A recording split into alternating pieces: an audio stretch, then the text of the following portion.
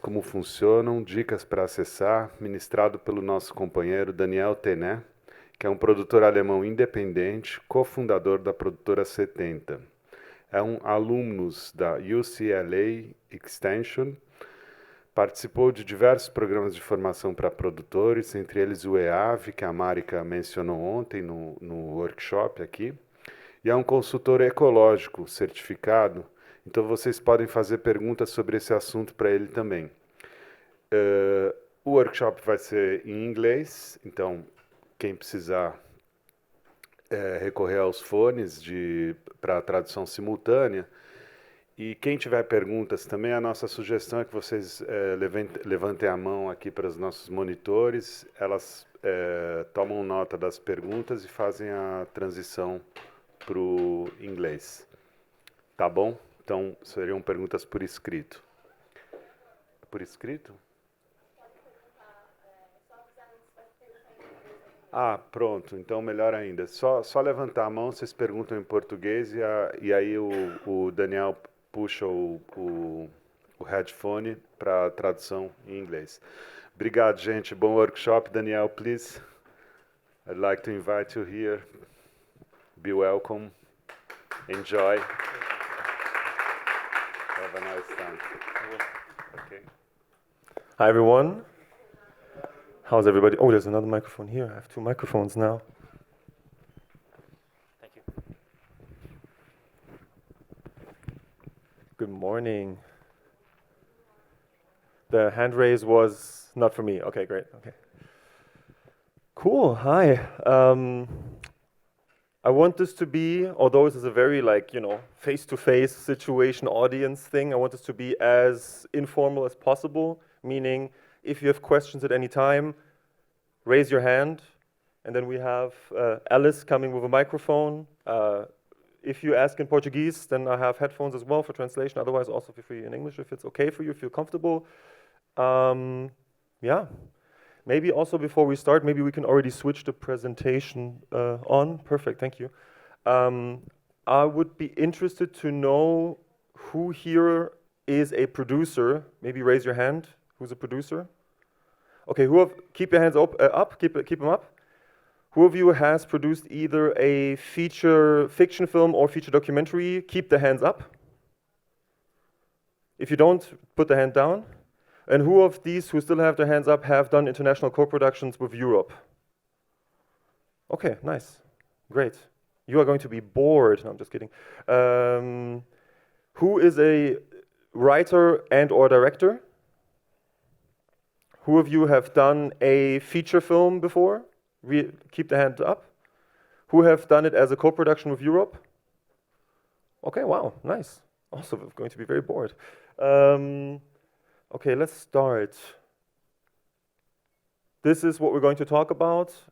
I'm going to talk about me first. And then, as you can see, we talk about, in general, why co-production, what's the thing about co-production. Then I will talk about Germany a little bit, because I'm German, and Germany is one of those countries people love to come to because there's so much money, and I think it's important to understand the ramifications. That's why we will follow up with a deep dive into Germany.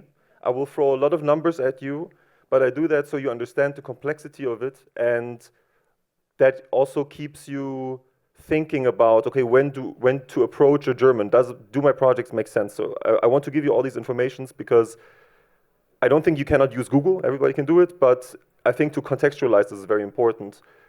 We will then talk about the supranational funds, meaning funds that work for international co-production specifically. We'll briefly talk about incentives and rebates, markets and networks. All of that kind of leads to the question, what does a producer want and or need? And then we have a little bit of time, I think, to just talk and you ask questions in a more open format. But again, as I said, whenever you want to ask questions, go ahead. Okay, let's start with me. I'm Daniel. I'm a German producer. I'm born and raised in Stuttgart, Germany. It's in the southwest. The city is mostly known for Mercedes-Benz and Porsche. It's the home city of both and of me. So these are the three important things. I started working in the film industry in 2008. I started with an internship, as most people do. When I started, I wanted to be a director because I loved films, and the director is like the cool person that does like all the cool stuff. So I didn't know what I wanted. I just liked the idea of working in film, and I started to work for many years in different positions in TV and TV films, TV series. And there was one moment where I was a second AD on a TV film, and I had to do castings to find more extras. So it was taking place in a school, and these agents who give you these extras, they didn't have enough young people. So I had to do it myself.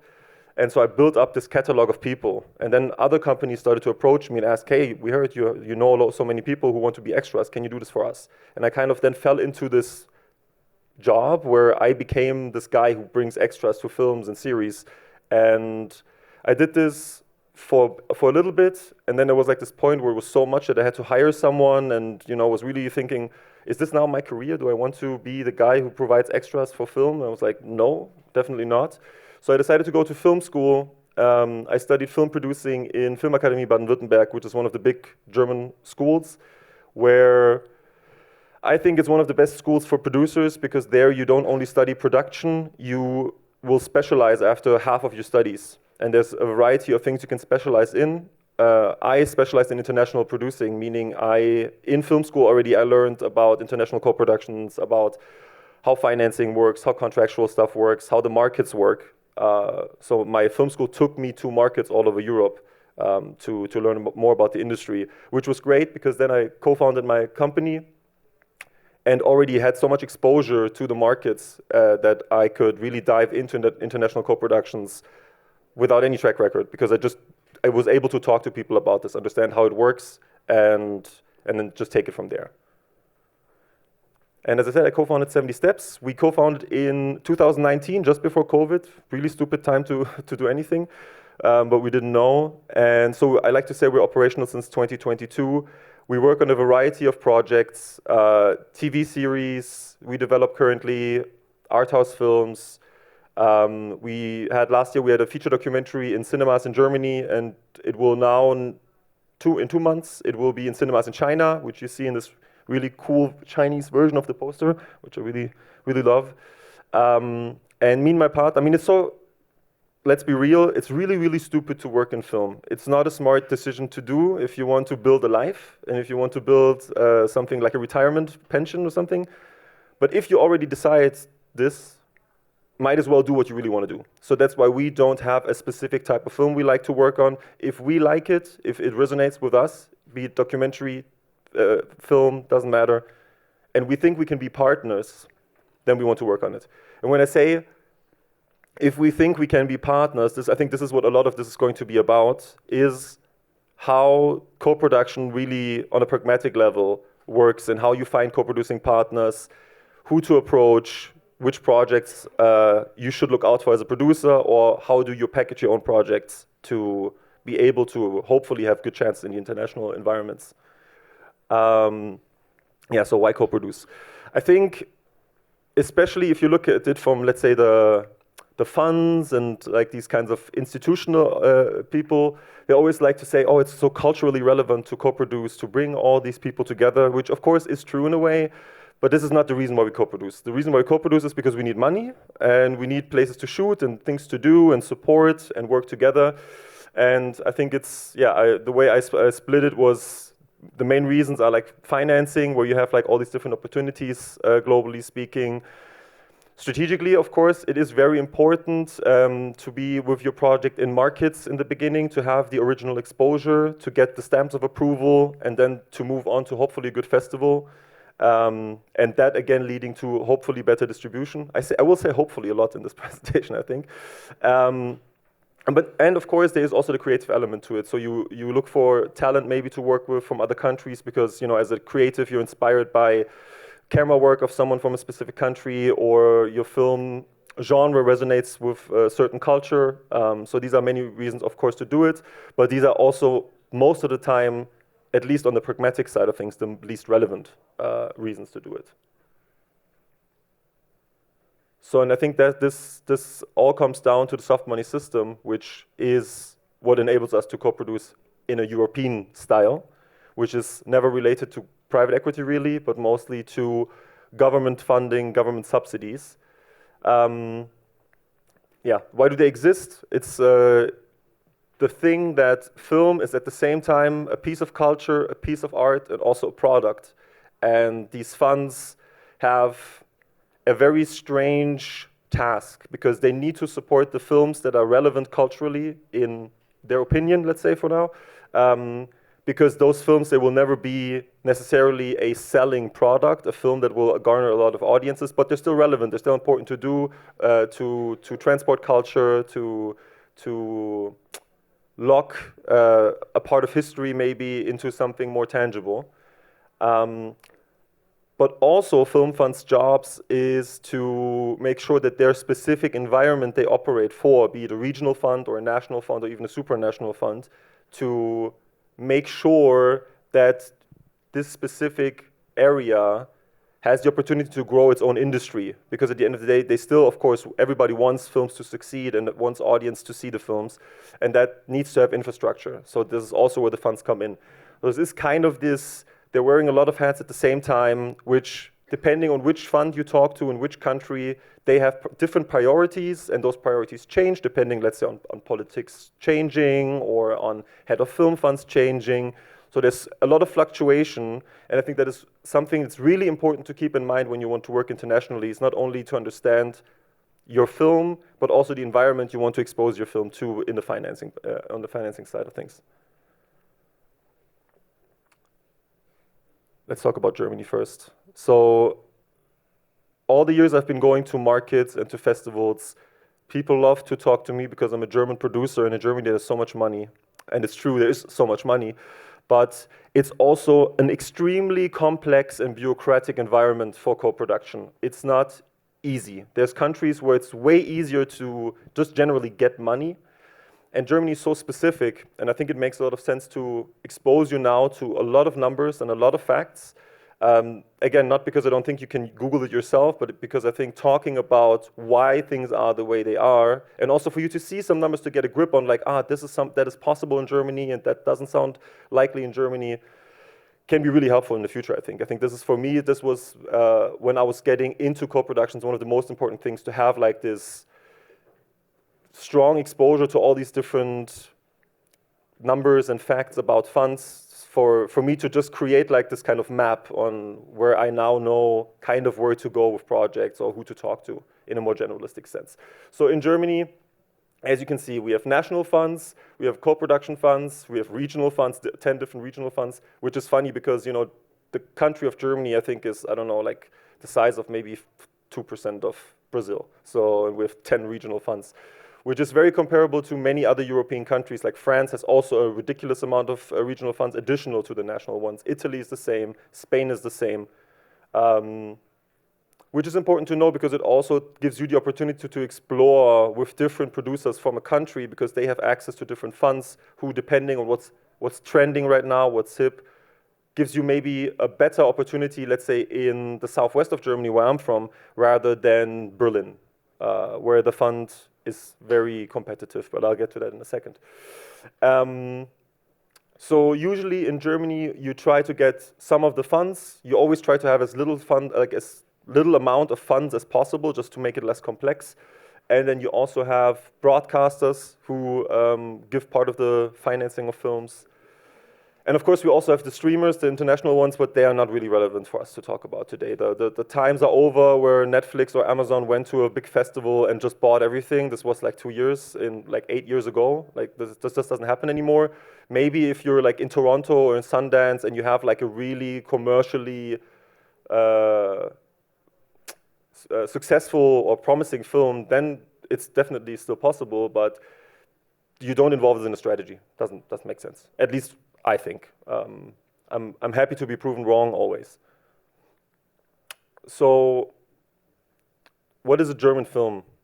A German film doesn't need to be a film from Germany. I think it's as you have in many countries, but it needs to be a film with enough elements that are German for it to receive a certain certificate.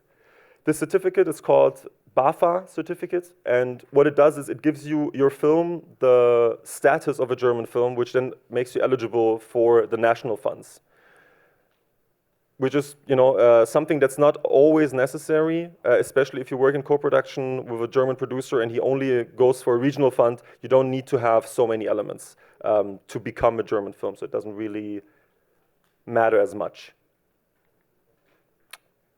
Okay, now, as I warned you, I will just throw some funds and some numbers at you.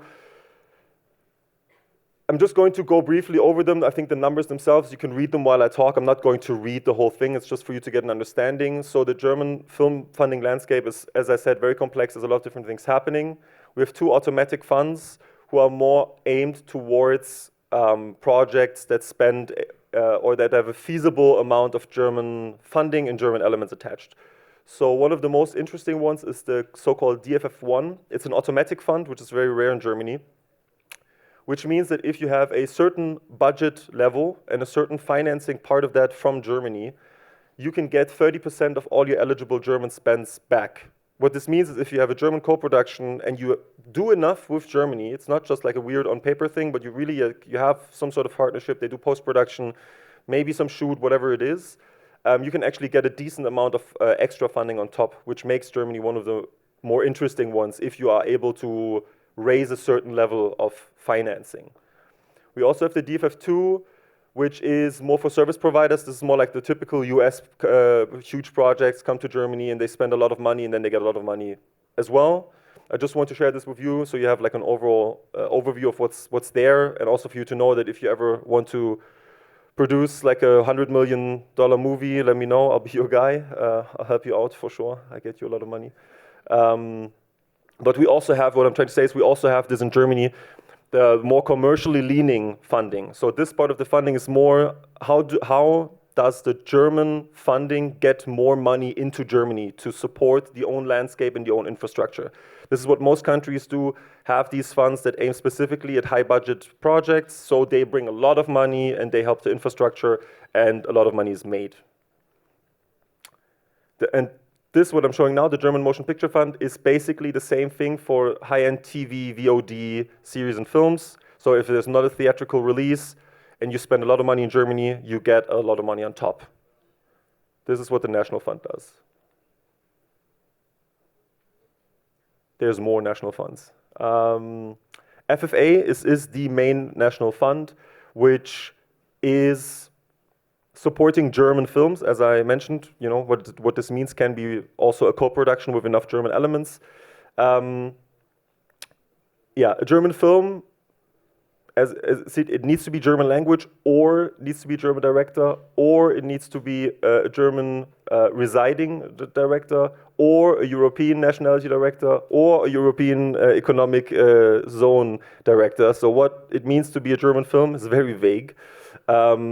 I heard that there's a lot of, or some Brazilians who also have the opportunity to have a Portuguese citizenship, or like somehow some of this stuff works. Do it because this allows you a lot of opportunities to interact with in Germany or in Europe specifically. If you can do it, I don't know what the circumstances are, but you would be all of a sudden potentially eligible for relevant European funding. What's probably good to know with the FFA, the National Fund, is that they're not a super cultural, super artistic supporting fund.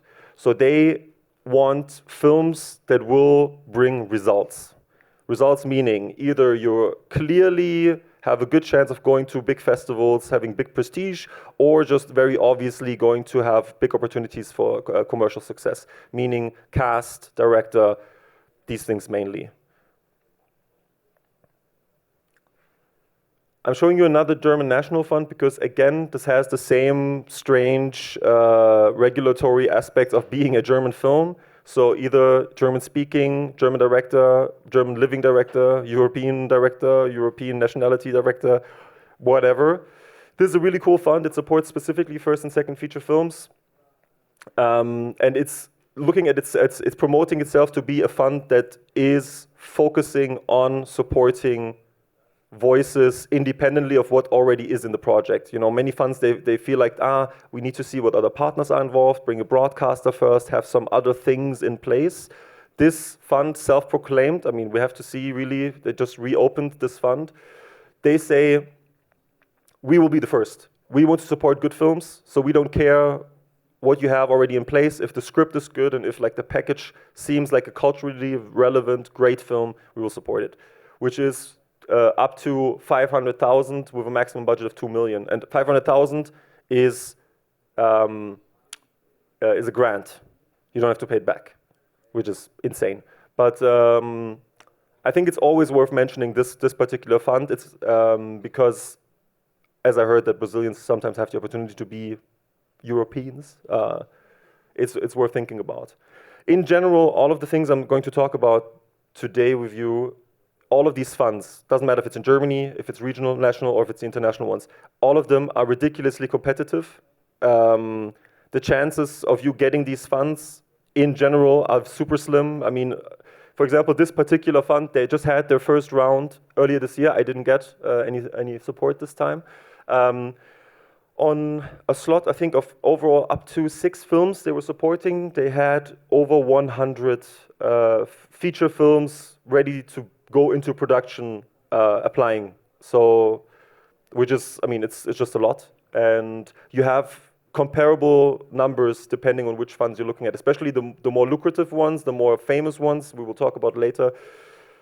The competition is crazy. So you really need to think about how to build your strategy both in timeline and also in how likely do you think it is to finance your film with these particular funds, which is always a gut feeling, and I think everybody gets better at it with time and as you grow, but you still never know. I mean, I have also gotten rejections on funds where I was so shocked. I will give a small example in a second.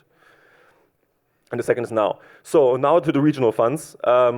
We have 10 regional funds in Germany, all over the place. These regional funds have a clear mission, which is make our region great again. It really depends on the specifics of each place, but the general idea is how can we get projects into our region? How can we make our filmmakers from the region be employed? How can we bring the name of our region out to the world as wide and broad and as successful as possible?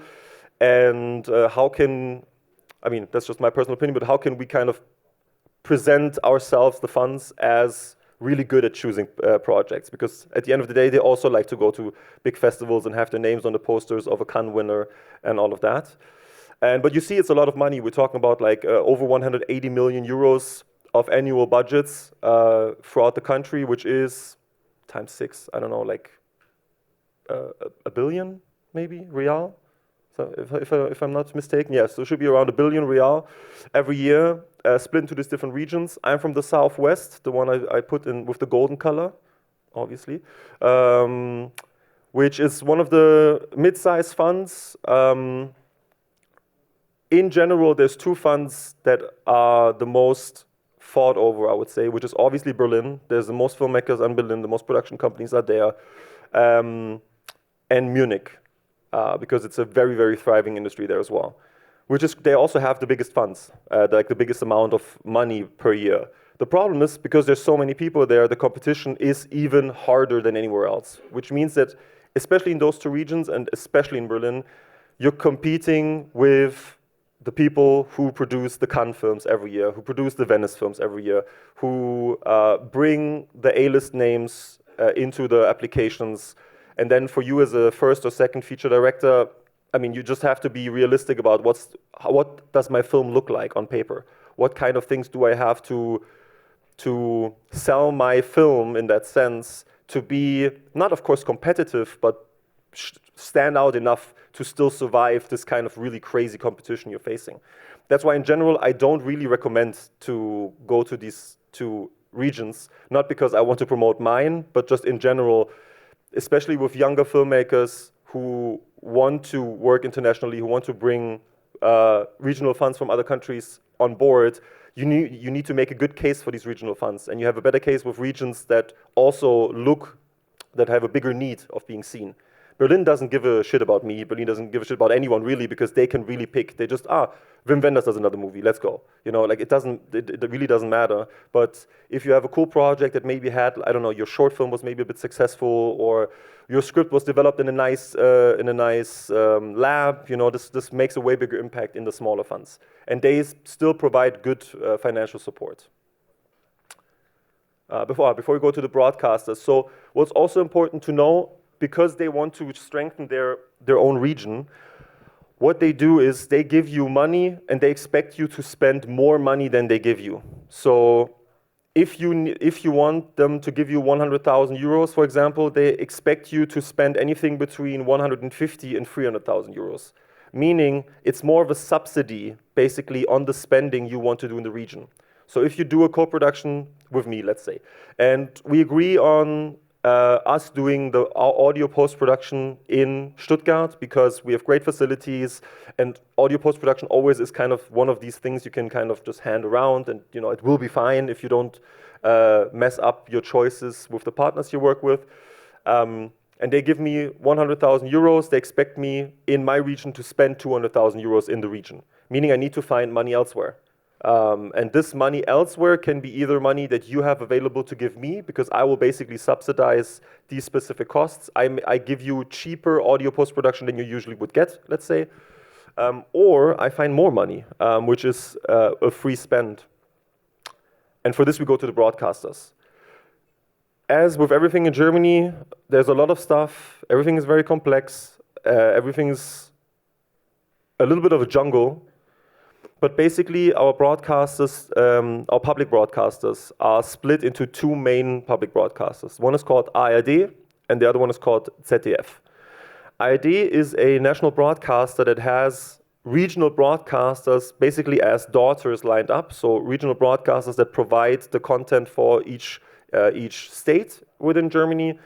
And this funnels up to ARD as a national broadcaster. And then we have ZDF.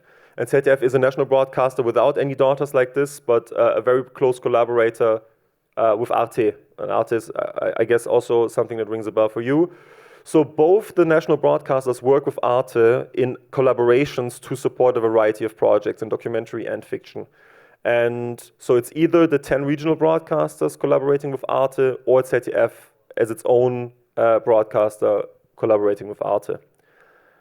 And Arte, I don't know how much you know about Arte. Arte is a French-German broadcaster that is really split into two. So you have one part of Arte sitting in Paris, and you have one part of Arte sitting in Strasbourg, which is close to the German border. And in Strasbourg is where the German part of Arte decisions are being made, and in Paris is where like the French decisions are being made. And as I said, you have commissioning editors in all of these different broadcasters that are part of Arte, or who are working on the collaboration of Arte with these different broadcasters. That means we do have international co-production opportunities with all of these broadcasters. There's a big but. I mean, I think everybody feels it in the industry globally that it has become harder and harder. The funds are getting like tighter. The broadcasters are less willing to spend. Everything is getting more expensive, but they don't have really more money, which kind of leads to just less films being made or the conditions being worse. There is slots from broadcasters who are specifically for international co-productions, but by now they're really focusing on providing or getting films on board that have like big names attached to them. You know, you have all these broadcasters most of the time deciding to go for a really big film with a big name, and they have like their logo in a small way there, and they get the free TV rights to send it one time in 2 years. So we have a first question there. In Portuguese or in English? Perfect. Hello. Hi. Thank you. What's your name? My name is Marcio. I'm a producer. The question is mainly regarding broadcasters. Do they finance also series or just films? They also finance series. Series is even more hard in my opinion, because to make series internationally work, it's not easy. I mean, to make series nationally work is already really, really tough. And to get an international hook can be really, really tough. There's every few years, from the German side at least, there is international series where different broadcasters from Europe are getting together and trying to make like a really, really like Netflix-style super big show. Doesn't really perform usually. The last one I remember was based on a book called The Swarm. It's a really, really famous book in Germany and Europe. Huge, huge title. Series was, I mean, they had, I don't know, 25 million euros. So over, what is it then? I don't know, a lot. And I think there were like 8 broadcasters from different countries involved, including Japan and Italy and Germany and everywhere. And the series didn't perform well. So in general, it's possible, but you have to think about what kind of interest could a German broadcaster have in a Brazilian series. I mean, you just need to have the case for it. Yeah, so the question is how you define it. But in general, it is possible, yeah. So, and one of the important things I want to share with you, because I think this is one of the, yeah. I will speak a little slower now. I'm just excited to talk to you guys. So what I want to mention with you now is from ZDF Arte, a specific slot called Découverte.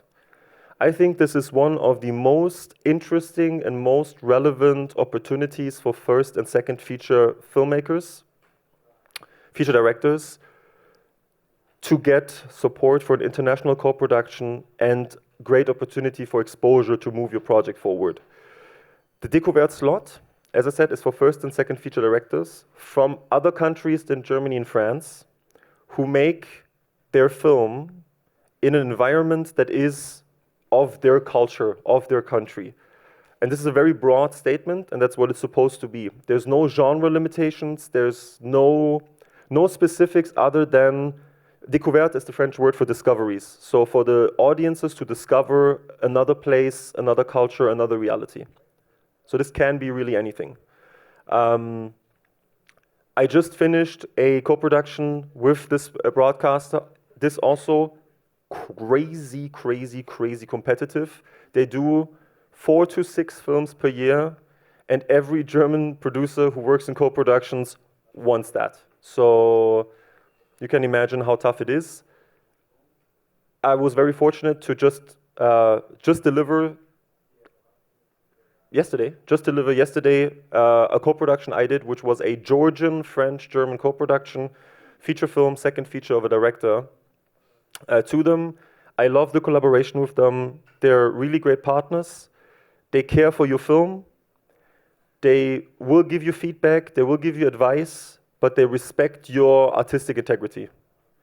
What they really want is to be understood as people who care as well and whose opinion is informed. So it's not just people who say, no, I like this more, make it different. That's not how they operate. They look at it from a filmmaking perspective and give you really helpful feedback. I advise anybody who has a film where they feel this fits the category, so first and second features, and also very specific to, let's say, something about your own place, about your own culture, about your own heritage, to approach a German producer and talk to them about opportunities to make this film. Because it's 190,000 euros. Of course, you deduct like the fees it costs and all of this, but I mean, 190,000 euros, and you can spend it however you want. You don't have to spend it in Germany. You don't have to do anything. I can send this, I mean, again, except for the natural costs involved in this, to you, and you use it for your own production. It's really great. And yeah, shout out to my ZDF Découverte friends. All right. This was a lot of numbers.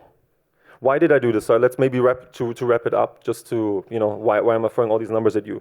There is a lot of opportunity in Germany, but you have to be aware of when is it actually an opportunity, or when is it just a number that you cannot really fit into your own project. If you want to collaborate with a German and you don't have any money you can send to them to just give you, let's say, a discount on the things they will do in Germany, you have to think about, what is my film? Why would a fund from another country, from another place, be interested in supporting it? Of course, a great script is super important, but there is so many great scripts. And also, the definition of a great script is very subjective. Scripts I read that I really loved, nobody cared for, and I didn't get financing. There's this one film, as a brief example, an Hungarian film that was presented in a pitch situation in Berlin at Berlinale 3 years ago, I think. Was a genre film, a little bit of a political undertone about the Hungarian, like really oppressive politics there, and but wrapped into like a psychological thriller. The pitch was amazing. I received the script. It was great. It was one of the best scripts I ever read on that early draft. I presented it to different German broadcasters. Nobody really got it. Nobody understood it. The Hungarians made it themselves because they couldn't find any money outside. They couldn't get any money in Hungary because it was criticizing the political climate. So obviously the political institutions will not give them any money.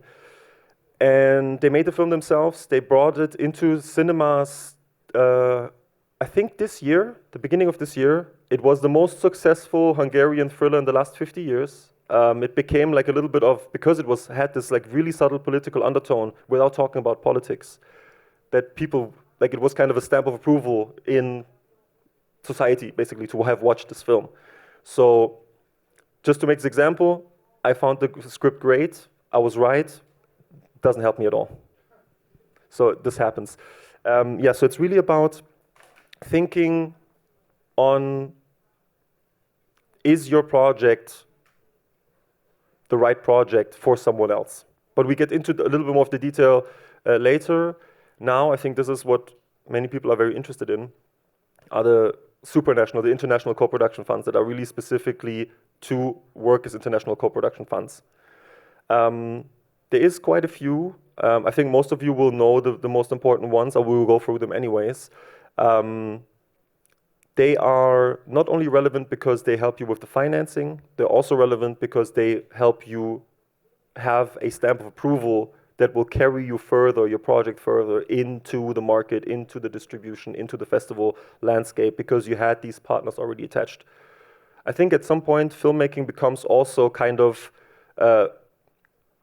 this fake it till you make it thing. The moment one person finds it good and the right person finds it good, then everybody will just fall in line. And then, you know, obviously if you have a great film and a great filmmaker, then it's very easy to make this work. But sometimes even in a very surprise kind of way, it can happen that a film that you've been working on for many years, you put it already in the shelf, and then for some reason you put it back out, and one person finds it good, and all of a sudden everybody jumps on board. So, yeah, it's really important to look at these if you want to work internationally, if you want to have your film to have good exposure, and yeah, as I wrote on this. On the slide, one thing to keep in mind is that you cannot infinitely combine everything. So many of the European or supranational funds, their base funding is from the European Union or the European government structures, and so you cannot combine them because then it gets more to like the political and how money is spent stuff. It has nothing to do with film, but it's just also something to keep in mind that you cannot stack like an infinite amount of international funds on top of each other, which we will see in a second. Of course, we cannot talk about international co-production without naming France first. France is the most relevant market. Still, to this day, the most relevant festival, the most relevant film co-production market, and one of the most potent and important support schemes is Aide au Cinéma du Monde. Also, I mean, again, as I said before, it is crazy competitive. So they're not only competitive because many people apply for it, they're competitive because they make you dance a little bit, I like to say, because you apply with your project and then you get into a second round and then you have to pitch your project. So you have to actually really, the French producer has to do quite a lot to get your project into this financing. But if you have it, it is such a stamp of approval, although it's a fund, it's such a stamp of approval that if you mention this, for example, to sales agents, or if you mention this to other funds, because this is the hardest one to get, let's say, everybody will like, ooh, there must be something to this. Which, you know, it's an experience I just got for a project I'm co-producing. I just got this, I mean, my French partner got this fund. And now the conversation just shifts like crazy. Now, when you talk to people who work in sales, when you talk to people from regional funds or from broadcasters, I presented this film now to my broadcaster, and I just said, yeah, we got this already. And they're like, let me read this. So it makes a huge difference. And of course, it needs a French co-producer. And just be aware that the package that you need to build to be successful here needs to consist of a really good script. You need to be aware it needs to be really good script, and also it needs to be really good script in the European sense, meaning that if you make a very audience-driven horror genre film, this is not the fun for it.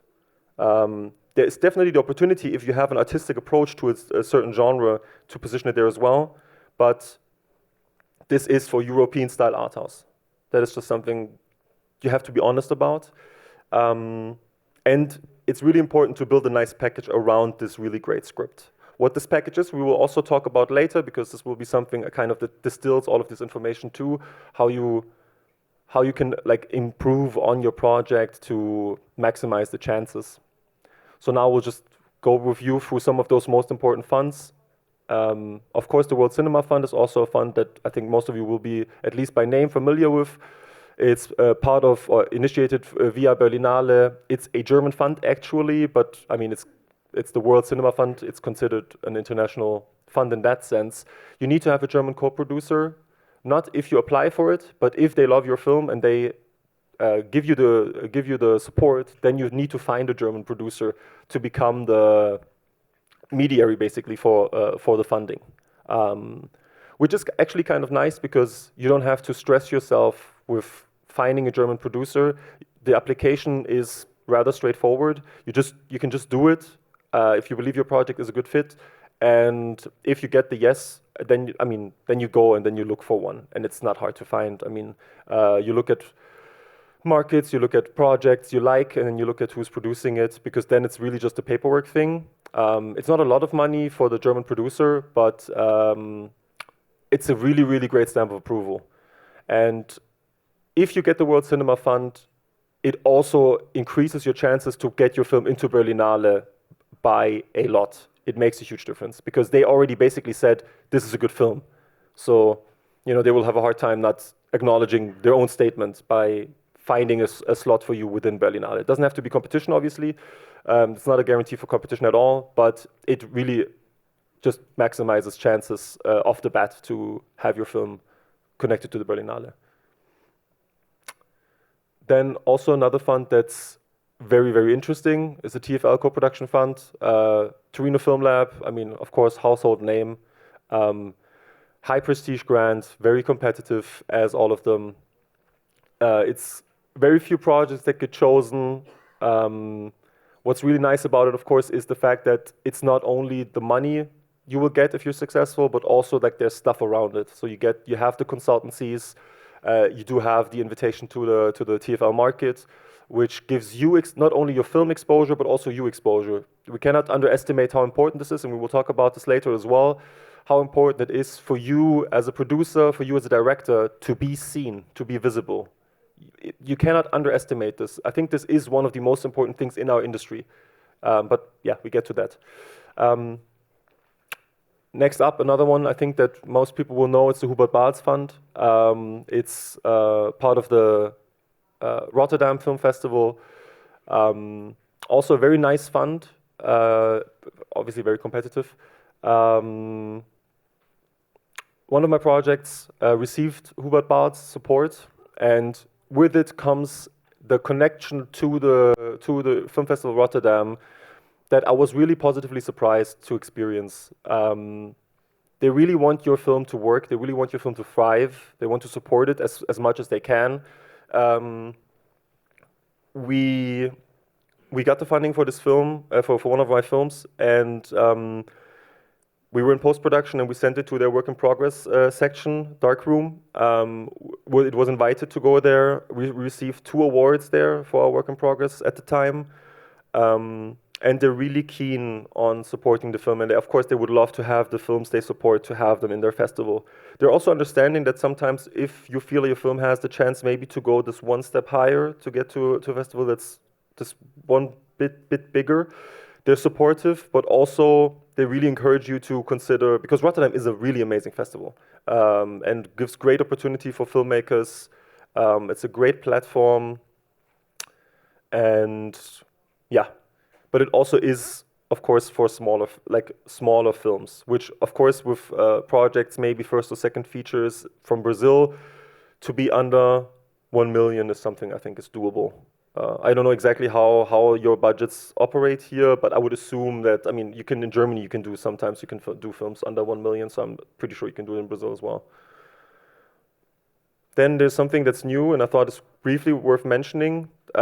Now, for the second year, is the Hubert Bals Fund Plus Brazil, which is a development grant, which I found very interesting. I found it a really cool initiative because, if I understood it correctly, it's 11 projects that get chosen and each receive a 10,000 euro development grant, and these 10,000 euros are given by some funds and also some companies, which I think is a great way of supporting young filmmakers. I think it's only for second or third feature films, and giving you also the stamp of approval. You know, although it's a program that's quite new, for you to be connected to Hubert Bals and for you to be connected to Rotterdam will give you opportunities later on, guaranteed. I mean, of course, the script needs to be good, but if you manage to write a decent script, I think this will also help you a lot. And because it's specifically for Brazil, it's something I would definitely advise anyone to really try to get.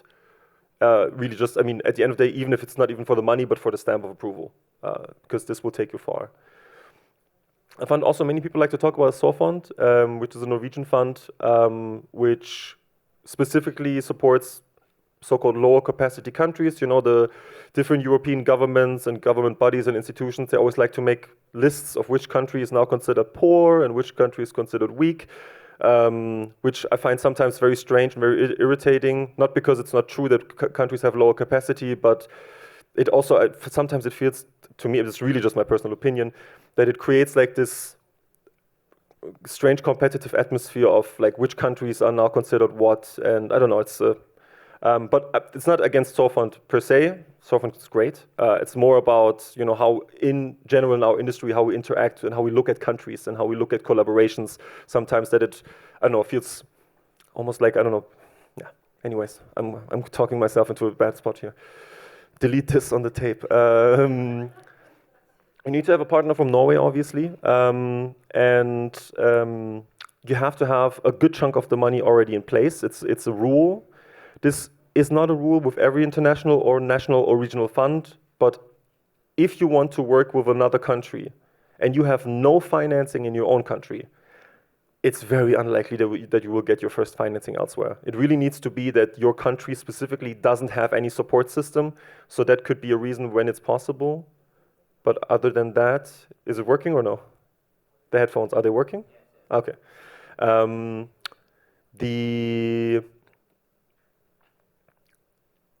In this particular case, you need to have 50% in place. You know, sometimes it's okay if you have 30% in place. There's other financing opportunities where it needs to be even more, 60 or 70%.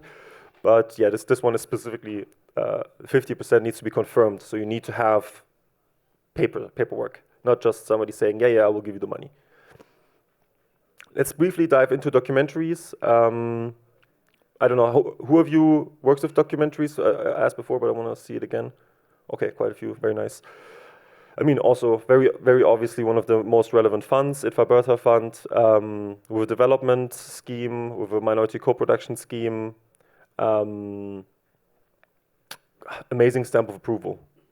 Brings your project, gives your project the opportunity to be seen in a way that's very important. ITFA is an amazing festival, an amazing market. I love to go there. The overall vibe is amazing. I think there was few places where I was able to have better networking experiences. And networking, I really mean just meeting people, exchanging on film, exchanging on projects, and getting to know someone, and then, you know, hopefully taking this then at some point further.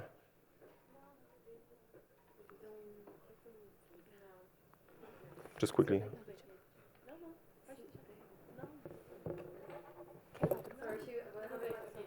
No, no problem, no problem.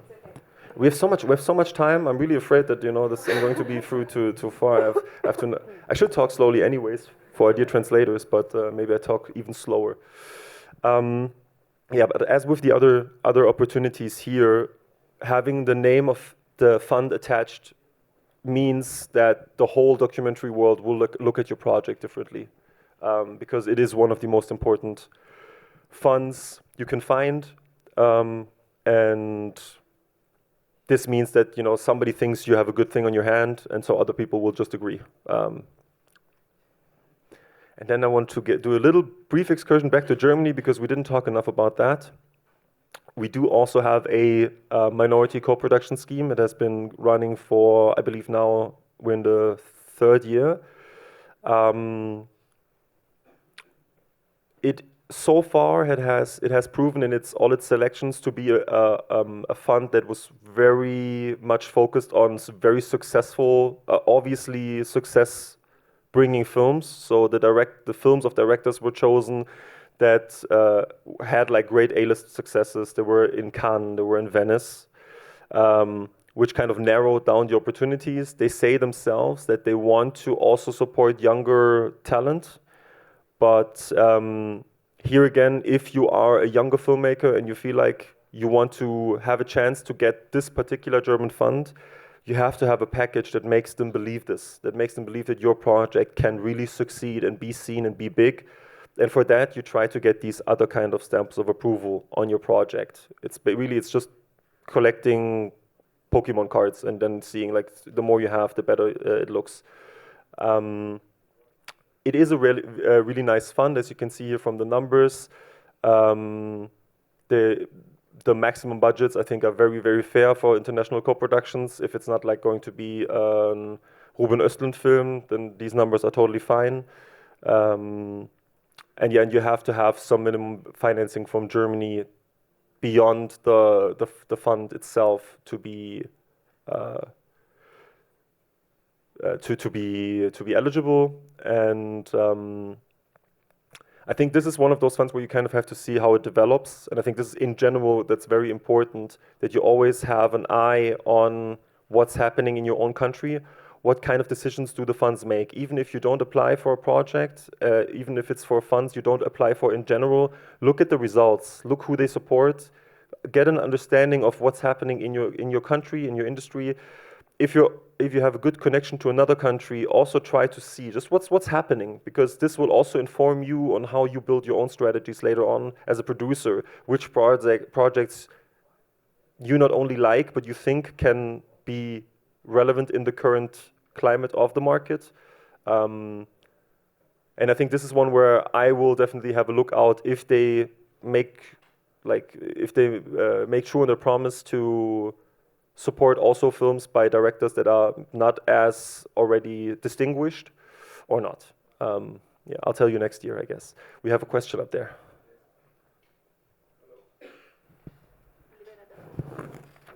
Hello. Hi, Daniel. I have a finance question. Finance in the sense of when is the money available? When you say this fund gives you X amount of dollars, is that available from the start, or is it at the end when you finish the project? In general, there's no fully generalized answer for this, but most of the funds in Germany, and I feel pretty confident saying in most of the funds in Europe, work with installments. So this means that you get one chunk of the money at signing of contract, one chunk of the money first day of shooting. Then it depends, then you get into the first differences. Sometimes it's last day of shooting, sometimes it's rough cut, approved rough cut from whoever, or just delivered rough cut to the fund sometimes. Picture lock can be one of those installment brackets. Delivery of the film and delivery of the paperwork.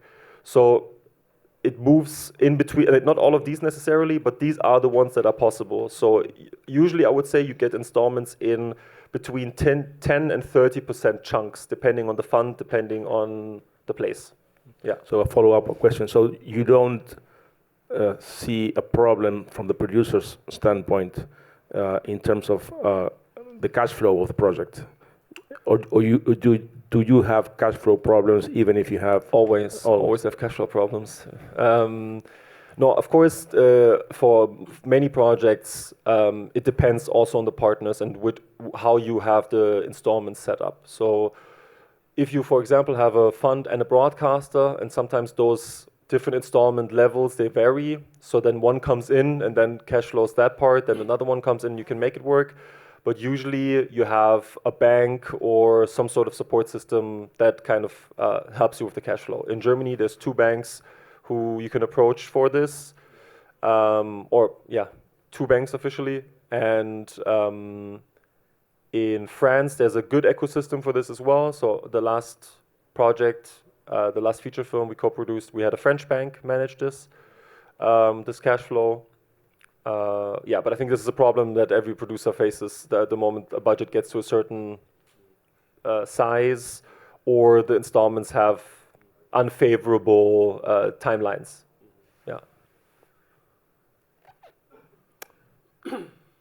So this is the last German fund, I swear.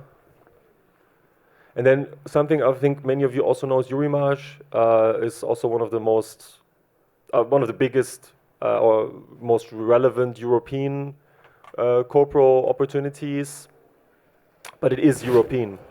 So it is not impossible for Brazilian film to get support from Eurimage. It is possible, but it's very easy for you to not be eligible anymore. Meaning that if you have a writer and a director, and of course, in our industry, and in our specific part of the industry, this is the same person. If both are Brazilian, then you're already not eligible, because it's a cultural point system, and with those 2 positions not being European, you're already below the minimum point threshold. They put it there on purpose because, to kind of protect, I think, the European financing a little bit. Which means that if you're a director and you're willing and interested in working with a European scriptwriter, already you have opportunities there. Or if you're a Brazilian writer and you write something that is, you feel could be more of a film for a director from another place, it's also possible. My question, it's in 2 parts actually. So first part is, the part of it being European partners. Does this mean that, for example, many Brazilians have either a Spain citizenship or passport, and many Brazilians, especially the Portuguese one, does that mean that if the director or the writer has one of those citizenships, are they eligible for this fund? Sorry. Yes, they are, but you also have to be aware that the financing in itself then also needs to have some elements from, if you're a Brazilian writer-director, let's say with a Spanish citizenship, but you don't live in Spain and you don't live in Europe, now it's getting very specific. I don't know by heart, but I would assume that if you don't have if you don't live in Europe, you would have to have at least a partner from that country where your second citizenship is derived, for you to build a case around it. Because then you can say you're a Spaniard in exile, I guess. This is the case you would make. My second question is, for example, I'm from England, but I've been living in Brazil for the past 10 years, but I lived half of my life in England, and even on my Brazilian identification, it says that I'm from England, and it's still it's not as specific as I just have the citizenship, but I'm the producer, I'm not the writer or the director. Is that a case we can use, or is it in the same situation, not eligible? No, as a producer, as a person, it's not relevant in any way, in any case. That's the company is the relevant. Where is the company seated? This is the relevant part. If you have a company in a European country, then you can apply. It doesn't matter where you're from specifically. But then also UK, not really Europe. So it's again different case. But that's the thing. It was it's starting to get too specific. I understand. But it's for the producer. It's always about where the company is, where it's based. And there's also many funds, something you have to look out for. I don't know with Eurimage, I think Eurimage is just too big. But with regional funds, for example, I mean, there's many people who have then, like we call this like post box, like a mailbox office. So you just have a registration in a place and you don't have an office there. It's just so you have you're eligible for a certain area. Regional funds really don't like this, and if they find out about it, and they usually find out because at least in Germany, the regions, it's not like here. I just yesterday somebody told me he was in a place, was still in this state, but it was 400 kilometers away. It's still in the same state. I mean, in 400 kilometers in Germany, you're outside of Germany. So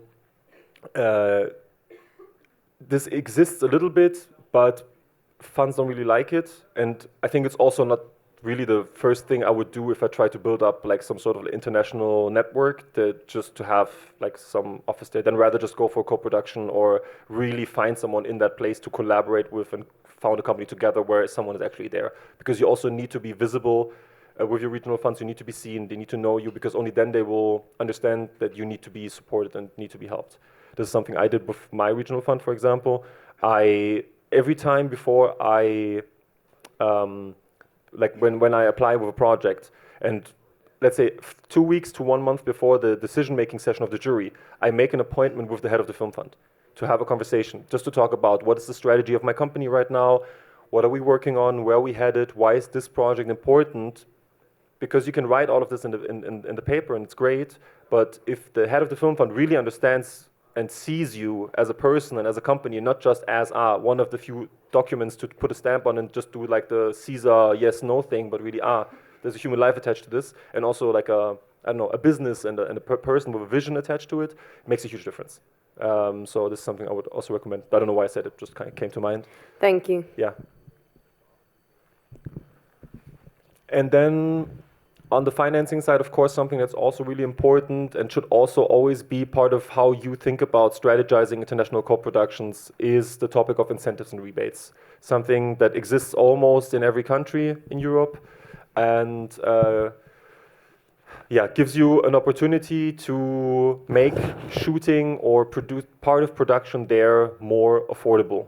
To incentivize productions to come and spend the money there, build the infrastructure. Most of these are automatic. The money comes usually between 3 and 12 months, depending on the country, depending on what kind of incentive you're going for. Mostly they're automatic.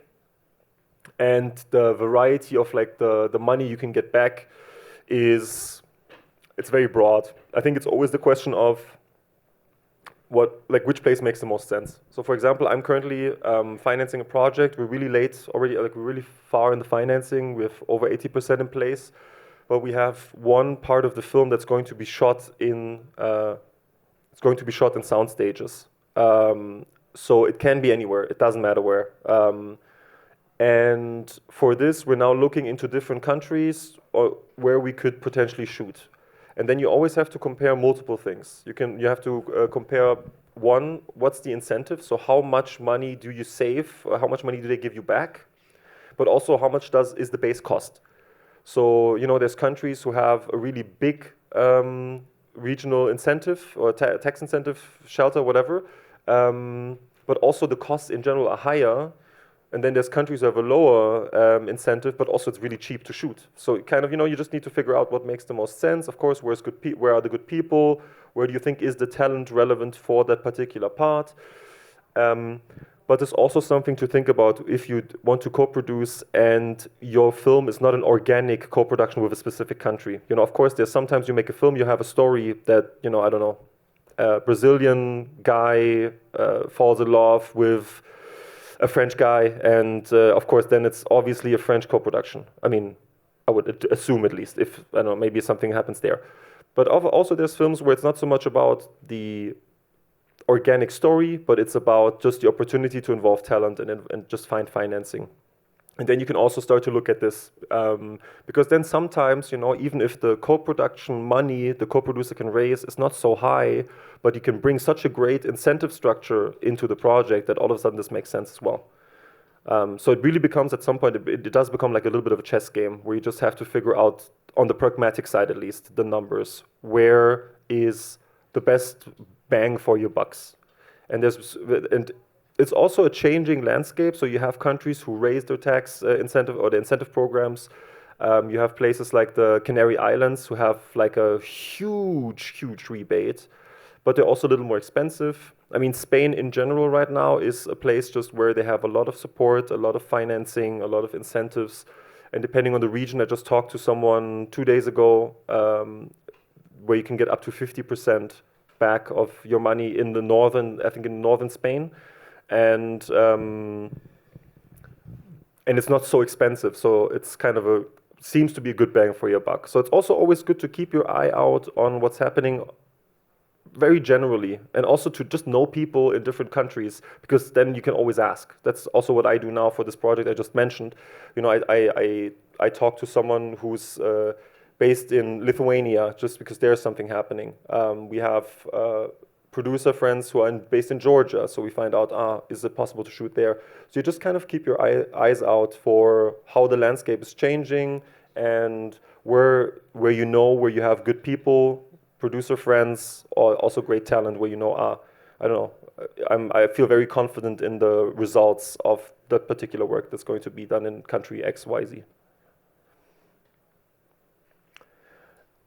And now I think something that all of this kind of comes down to, because we in Germany there's this saying, it's called saddling your horse from the back. So what we did is we talked about the money first, but what we should really talk about, and I think this is the most important part of our work, is the markets and the networks you build. To build your own projects, it's not only the project that needs to be visible, it's also yourself that needs to be visible. If people have seen your name, if people have met you, and then you approach them with a project, it's very different to just coming out of nowhere and just being really a random person that approaches a random person. So what you do with your projects, of course, is super. I mean, it's very obviously it's very important to be up to date, to know what's going on in our industry, both on the financing side. Do you want to ask a question? Yeah, but it's related to the previous topic. Yeah. Let's go to the previous topic. Let's go. Sorry. No worries. Sorry, I didn't see. My question is about. Feel free to interrupt me, by the way. If you have a question, just really wave so I can see it. Okay. I apologize. No. My question is about, as a Brazilian production company looking for a co-production in Europe, do we need to have representation, or besides like signing the agreement, do we need to have a representation in Europe, or a bank account in our name, or is all related to the European co-production company? I can only speak for Germany, or as a German producer, but you don't have to have any German company. You don't have to have a special purpose vehicle, like an extra company filed for this project. You don't have to have a bank account in Europe. There is certain cases, but this really relates more to financially speaking, big projects. So multi-million-dollar films. And for example, when you work with the UK, this is something that's more common, to create a company specifically for a film, because then this will also carry the financial and responsibilities. That's a limited company, so that your own company doesn't care if something goes wrong, that your own company doesn't carry it. But this is really only for, let's call it like Hollywood kind of level films. So no, you don't have to have a bank account or any sort of legal element of yourself in Europe. Back to the markets and network. Keep up to date, because this will just also help you navigate. And if you see a project and this is a project that really fits well in the market now and really fits also well with how our financing, like my financing works, then it's something to never underestimate. Because as I said, you can love the script as much as you want. If you cannot position it, then it's just a waste of your time, a waste of the people's time you talk to, because they also look for other partners. If you let them wait too long, you just really steal their time. because financing takes so long. I mean, you know it. If you're really lucky, you just hit the right timing. So you find a project, you have 1 month to prepare for your own deadline, and then you send it and it works. But sometimes, if you want to have more than one source, all of a sudden it takes, I don't know, just from one country, it takes a year to find, like, finance, I don't know, 30%. So be aware also of your own time and the time of others. Yeah, and I wrote there your network from micro to macro. What I mean is your network both from where you began working in film, so the people you study with in film school, the people you meet in those cocktails, like, tonight and yesterday and tomorrow, the people you work with in projects, the people you meet in meetings in co-production markets, all of this matters. People you do workshops with and programs, like educational programs with. These people will be later the people you work with, you work for, or that will, I don't know, finance your money. I will get to one example a little bit later. But that's super important. And then maybe, again, I think this is kind of obvious, but I think it's always good to kind of, just talk about it in a contextualized way. Let's go quickly through those relevant markets that we have. By the way, let me quickly check the time. How fast am I talking? Oh, way too fast. So, okay, maybe before we go into the markets, or not before we go into the markets, maybe we can do a show of hands every time, because I'm curious as well. Of course, Marché du Film, Cannes. It is basically, you can always argue, but is one of the most important markets. The exposure there is such a huge stamp of approval that people will be drawn to your project in any case, because somebody, a huge decision maker of the industry decided your project is worth it. So other people will, even if they don't necessarily see it themselves, of course you don't want to work with people who don't like your project, but this is just a huge stamp of approval. Who of you has been to Cannes? Has someone been to Cannes before? By show of hands, yes? Okay, a few people. It's a really buzzing and great event. It's super expensive. Really make it worthwhile to go, because I don't know, you can sleep in a really, really shitty Airbnb on a bench, basically, 30 minutes by foot away from the market, and you still pay, I don't know, 1,000 euros for 4 nights. It's crazy. But of course, it's one of the opportunities to really meet again everyone from the industry, everyone who's working, everyone who's also moving forward, who is not only able to afford to go. Of course, it is a very privileged thing to be able to go, financially speaking, especially if you're not from Europe, but you have to also do an intercontinental flight. But also, because it's so expensive, it also means people who go, they only really go because it makes sense for them. They're not going there just, except for being really rich, but like the average producer isn't, so they go because it makes sense to go. It makes sense to have the meetings, to meet all these people. Everybody comes there, both from the Americas, from Europe, and from Asia. So it's really one of the 3-4 hubs where you can really expect to meet every person you want to meet, at least theoretically speaking. Of course, everybody's also super busy. It's really important to plan ahead. But what's also so great about this, about the Marché, is that there is so many things that will help you and or your project. So you have the producers network, which is really great to meet with people, with producers that you will hopefully work with in the future. Investor circle is something that's very interesting, but it's also kind of a niche event even within Cannes. One of my projects was there 2 years ago.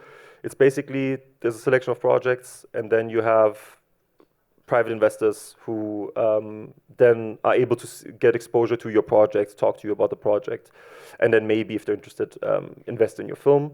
At the time, we had one private investor interested in coming into our film. We ended up saying no to that deal because it was just for us a deal that didn't make any sense. Because private equity private money is expensive money. Which means they ask, and it's fair, I think, also, because they put in actual money. It's not like soft money government, like where, sounds horrible what I'm about to say, but we all know that if you produce a film and it just doesn't go anywhere, it doesn't matter as much because you've been already paid. Like so many producers in the European art house world, effectively live off the production of the film, of the physical producing of the realization of the film, and not of the exploitation, which is another problem, I think, but we can talk about this later as well. But the private equity money just comes with a price tag that, you know, is sometimes a challenge. In my particular case, it was an Indian private investor, and he wanted, of course, you have the bonus, so they're the first to get money back if a film makes any money, and then they get a bonus on top. In our case, it was, I think, 20% or 25%, which is fine, because kind of you don't really expect it to hit that number anyways, which is sad, but it's the reality. It's depending on the film. In our case, we didn't think it would hit it, so we were totally willing to give him this. He wanted the territories of India, and the decision-making final say of sales and distribution for North America, which we were also okay with, to be honest, because it was just a good amount of money. He came in with offering 250,000 euros for this, what I just mentioned, and there were some smaller things, but that wasn't the big deal. We were, I think, also executive producer credit and all of this. Fine, don't care. People who care so much about credits, go ahead. I mean, as long as I can make the film, I'm totally happy to give this credit to someone. But, and that was in our case the decision to move out of this deal. It was twofold. So we were negotiating those different elements, and then all of a sudden the financier decided that for the shares we were willing to give him of the film, which was I think 15%, whatever, doesn't matter. He all of a sudden was only willing to give us half of that what he originally intended, from 250 to 150,000. But all of the other things we had negotiated for more money, he still wanted to keep, which for us was kind of, now it feels, you know, kind of bad, but I mean, still it's good money, so we were still open. And that was the neck breaker. He wanted us to change the country of jurisdiction for the whole co-production to outside of Europe, which means his first proposal was UK, or UAE, or Singapore, and there's all countries, because they don't operate under European law, it's very different. So the way law is interpreted and you know, like the rights are interpreted, and right sharing, right holding. But more importantly, a lawsuit in one of these countries ruins you before the lawsuit has started. And that was for us the no-go. We were French, German, Georgian countries involved in the co-production. And we knew if the Indian financier, for some reason, goes into a lawsuit for whatever reason, all of us are bankrupt instantly, because we cannot afford lawyers there. So we tried to negotiate around to new territories, and it didn't work. So we just had to say no at the end. But sorry for that excursion and that long walk. This gave us the opportunity of that exposure to meet with private equity, which is, I mean, at least in Europe, it's so rare. I don't know how it is in Brazil. Maybe you can just yell it out. Do you guys, when you produce, do you use like substantial amounts of private equity for films that are, let's say, more in the European art house dimension? Okay, good. Okay, so we're all in the same boat. I mean, which is understandable also. I mean, we have to be honest as well, right? I mean, private equity means just people really having actual money that they put in, and they would like to have it back. I mean, of course, if you have a super wealthy person that just loves just for the love of the game, it's like, you know what, let's just throw 200K in. I'm still looking for these kind of people. Yeah. I mean, yeah, they exist, these people, but what? No, that they exist. For example, I have a producer friend. He's based in the US, but he's like between the US and the Philippines. And I have this one project, and he knew this project for a long time. And then I talked to him about it. And okay, let's do the. We have so much time. I'll just tell you all these weird little things. So it's a film. It's a German-Taiwanese film. It's a love story between Germany and Taiwan. A German guy lives in Taiwan with his Taiwanese girlfriend. Both of their lives are kind of shitty, especially his. And he can't really take Taipei anymore. It's too much. He doesn't arrive there to build a life. So he asks his girlfriend, who also kind of lives a random 9-to-5 boring job, should we go to the Black Forest? Should we start a new life? Should we try it? And she says yes. And this film is kind of a love story that tells it's a love story that's not about the conflict of a relationship, which I think most love stories are kind of about. It's the beginning or the end of a love, it's like the drama of love fading or the passion of love starting. This film is really about where love in a solid relationship is the only thing that works. When everything around is very hard and culturally speaking hard, building a life really hard, going to a place where you have no cultural language, connect nothing, but still you have this kind of love as this one solid element. So I personally think it's super romantic. I think this is more romantic than the passion and the fading and everything. This film was originally to be a German-Hong Kong film. So it was to be between those two countries. But in Hong Kong, we couldn't find any money. Zero. Because they have a fund, but it closed again, nothing reliable, and we want to make this film. The film has a great track record in terms of its own journey. It was part of the Torino Script Lab. It won the Berlinale Compagnons Fellowship. So there was some really good, it had a nomination for a really important National Scriptwriting Award. So a really nice journey. So we didn't want to wait any longer to see if maybe the Hong Kong fund comes back at some point or no. And because we also had good relationships with producers in Taiwan, we explored this opportunity because the film is about the obstacles and the challenges of a love between cultures, but the way the cultures work were similar enough for our film between Taiwan and Hong Kong that the impact in the story is not really there, like in a negative way. The spirit is still there, but now all of a sudden we have at least the opportunity to find financing. Why did I mention this film now? No, I lost the plot completely. Nice, thank you. So, and then I was in Berlin, and I ran into this producer friend of mine, and I told him about this project. He knew it for a long time. He knew it as a Hong Kong-German co-production. And I told him, no, it's Taiwan now for the financing. He's like, what? No, oh no, it was so cool with Hong Kong. And, Hong Kong is a great city.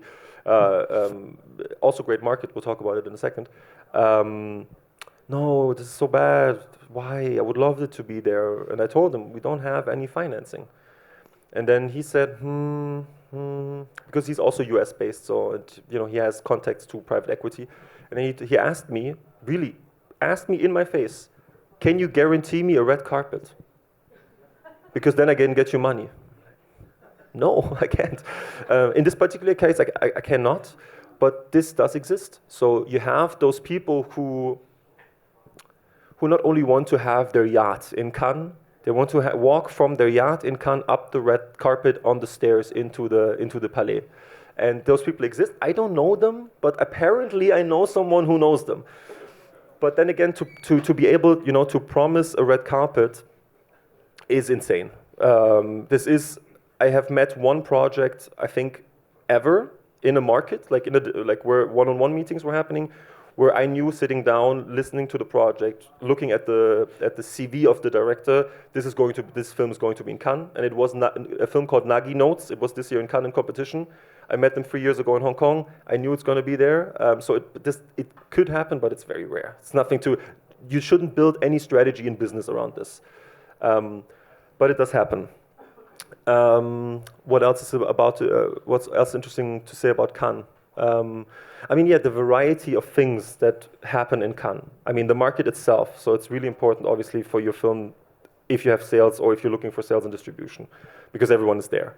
But also everyone is really busy. So it's important to kind of be realistic about your own film in terms of, do they want to talk to you when they're in Cannes, or maybe do they want to talk to you on Zoom 3 months later or 2 months earlier? It also the Cannes Fantastic, so the genre aspect of visibility is also growing very rapidly in Europe, which I think is a really great thing, because genre films I think for the longest time, had a really hard time of really getting exposure in the European context, because people were really easy to dismiss genre films as culturally relevant, artistically relevant, because, you know, oh, it's a horror film, you know, like this kind. There was, it's never one person who says it, but this was like kind of this vibe for many years in the room, let's say. And this is changing very dramatically now. I think it's partially due to the continuous successes of genre films in the box offices, and also starting in cool festivals. I mean, now we just have, not really festival related, but we have Obsession going crazy in the US, a film that has been made for $750K US. I mean, of course, then a studio came and put multi-million financing in for the marketing, but still, like, the filmmaking itself was one that I think we can relate to from, let's say, the art house or the European perspective. And the success of these kinds of projects, I think, leads all of these markets and initiatives to open up spaces way more for genre, which I think is great. Again, if anytime you have any questions, you know, I see your hand, perfect.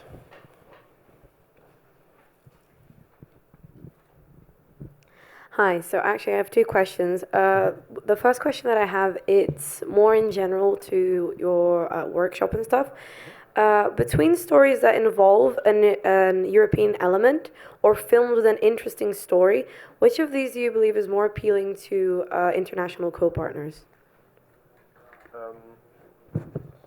There's no generalized answer for this. It really depends on who you're approaching. Give me one second. So there is many funds and many institutions that really care for the European connection. There's many places where they care about the packaging. There's places where they care about, let's say, the script or the content only, and the rest is kind of depending on like package, case by case. So there's no case to be made. I mean, if you have a film that is organically related to another country, then it is a very obvious thing, if the quality of the project is there, for these countries to come in. I mean, if you have a film that, you know, has a German angle, I don't know, you have something that literally has to do with Germany, then I will have an easy time to convince German funds to participate. I mean, easier. Yeah. The second question I have is, do these films, oh, sorry, wrong question. What part of the making process is the most interesting to outside partners, do you believe? Pre-production, the actual recordings, post-production, and everything? I think it has been very much the most obvious thing is all these things that are not physical production to be part of co-production agreements. So a Brazilian film, me as a German partner, if it's not shot in Germany, most likely there would be some element of post-production to be done in Germany, because at the end of the day, if we look at it pragmatically, it's about what can I do with the German money? How can I spend the money I'm getting with two German things, which could be post-production work, it could be talent going to the set, of course it could be, but often it's not really feasible. You know, if you say, I will not send electricians or ACs to Brazil, a flight that costs, I don't know, 1,000 euros, then I have to house them here. They're more expensive also on paper, and also they don't know the language. It doesn't make any sense. I mean, if a head of department, of course it can work if it's really about a creative collaboration. There's like a DP and, you know, your director is crazy about them. But I would say, in terms of trends of statistics, post-production is what's usually outsourced to kind of facilitate these co-production situations, if it's not a shooting thing, yeah. Okay, thank you.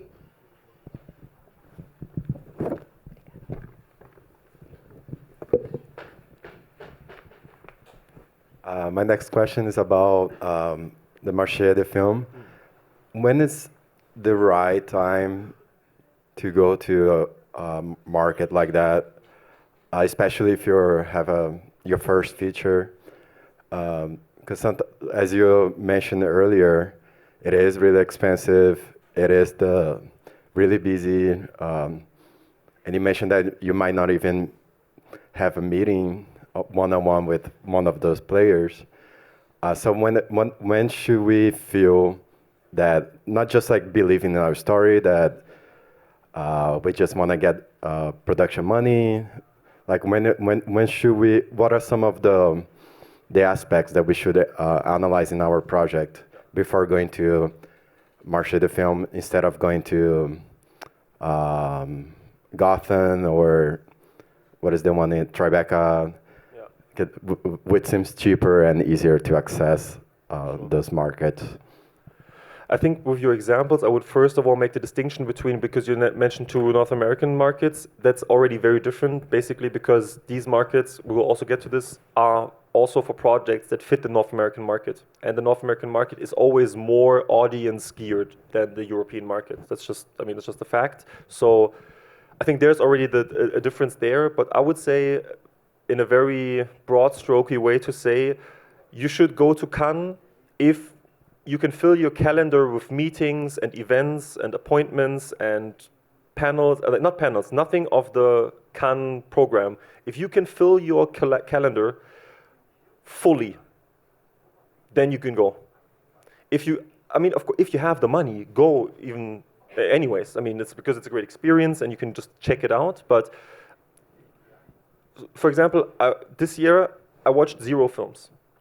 I didn't have time to watch films, which is ridiculous. It's stupid in a way, because that's what we do. But on the other hand, everybody is coming, so you can really make appointments with people. In my case, from the US, I can make appointments with people from Asia, and all the European. I can really get everyone at some point.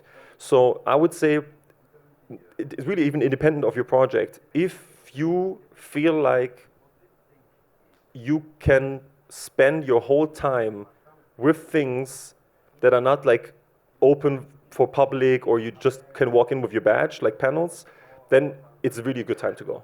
I think other than that, you just really have to think about, because if you take a project you're developing or you're financing to Cannes, there's nobody waiting for you to talk to you, you know what I mean? So in Cannes, you would only realistically talk to maybe salespeople if you try to secure an MG, which is getting harder and harder, just because people don't go to the movies as much, and so the investment as an MG becomes more and more risky. So to meet them maybe, but they are trying to sell films, so they probably won't have so much time for you. So it's meeting co-producers, potential co-producers. But then to meet those, you have to make the appointments. You have to kind of have this already somehow in place. So you shouldn't go if you don't really have strategies around people you will meet. Not only want to meet, but will meet, and you have to make that in advance. So I don't know, the first appointments I did for, not super in advance, but I think 5-6 weeks before Cannes, I already had a few meetings in place. And that was for me also a good indicator that, okay, I know this is going to be stressful, but I also know it's going to be worth my time, and it's also going to be worth the money I'm spending to go. Yeah. Is that a okay answer? Yeah. 15 minutes, then it's a break. Nice. No, I want to use the restroom.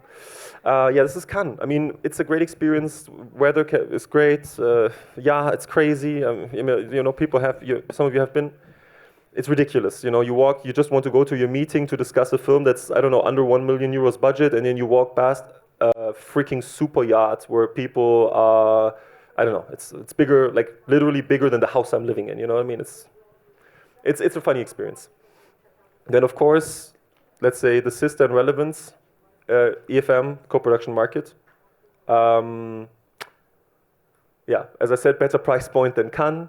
I mean, it's still the intercontinental flight for you guys. Accommodation is way cheaper. Accreditation is cheaper, but not much, I think, anymore. I think only like, I mean, in Cannes, maybe one last thing about Cannes. If you go to Cannes, there's different types of accreditation. There's the so-called like filmmakers accreditation. It costs basically nothing, I think 25 euros, if you do it within the proper time, and you have access to the complete area. There's only a few places where you cannot enter, and there's only a few events you cannot participate. But if you're there really for meetings, mostly, and meeting people, and like more actively in one-on-one kind of lookouts, this is totally sufficient because the Marché badge, I mean, is I think the cheapest is 429 euros if you buy it well in advance. It's, I mean, and it really gives you, I mean, if you want to have all the educational stuff, of course you need, and it's a great opportunity, you should do it. But this is usually enough. So this is something you can save money on. And if you already have to spend like money on international flights and crazy accommodation. Badge doesn't give you access to Sinando, I guess. To what? Sinando, it's like the platform where you can get like emails To be honest, I don't know. I don't. To be honest, I admire people who use that Sinando. For, really? Yeah, Okay. Yeah. Because for me, I mean, you know, you have your you put in which market you're going. But I mean, maybe it's also just me, and my strategy was always a little different. I was always more specific about writing to companies or writing to people and to set up meetings, and not so much looking about what sales agents are there, or for example, or what distribution, which is totally fair as well. But I think my approach so far has always been more, I don't know, those are the two or three people I want to talk with anyways, and because there's so, otherwise, I mean, there's so many names and so much stuff, yeah.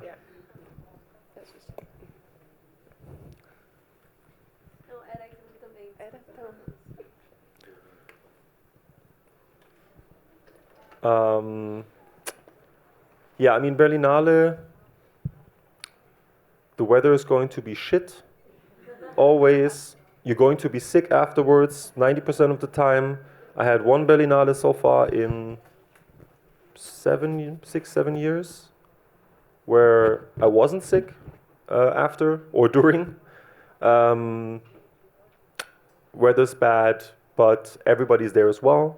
People have a little bit more time. Also, a lot of different things happening at the same time. You have the Berlinale Talents, of course, which is a great opportunity for you to be seen. I haven't participated myself in Berlinale Talents, but I mean, so many of my friends and colleagues have. I heard very mixed things about it because just so many people who participate each year. It's like, I think 80 people or something, or even more. I don't know the full number, but it's a lot of people. But even if you personally haven't had the best or like the most fruitful experience, the fact that you were a Berlinale talent helps you enormously when you present your projects anywhere, as a director, as a producer, especially as a director or writer, more so as a producer, but also as a producer, it helps you. Because again, our industry is about stamps of approval, and this is one of the ones that is very universal. Yeah, there's a lot of stuff happening there in general. You have the co-production market, you have the series co-production events.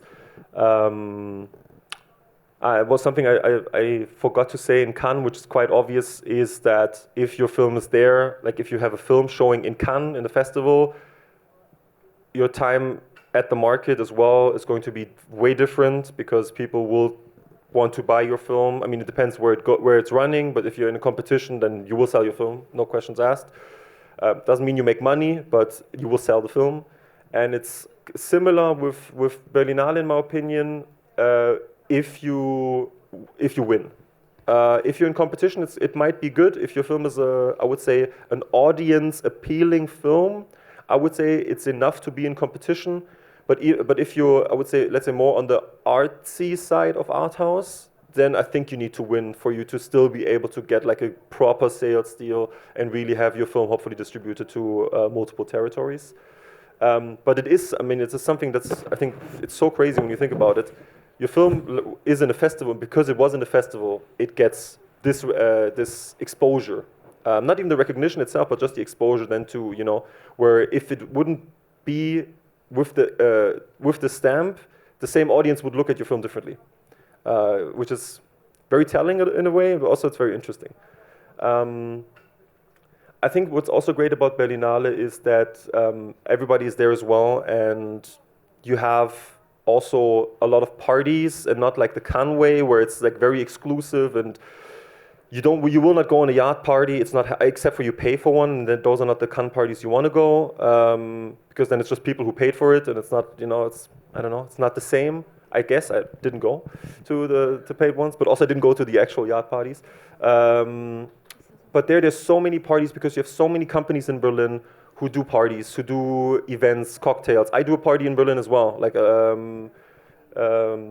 send me an email. I invite you. Come by. It's great. Last year we had like 300 people from really all over the world, from every continent. A lot of fun.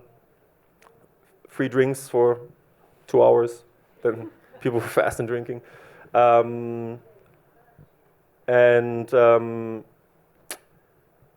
Yeah, it gives you the opportunity to explore whatever you like to do, whatever films you're interested in producing, co-producing, developing, writing, directing, you will find stuff there. And I think that's really great. You have like the documentary, they have their own building, like next to the Gropiusbau, where the documentary people meet, and you have anything from restoration to there's so much happening, which is great. And it's the best place to connect with,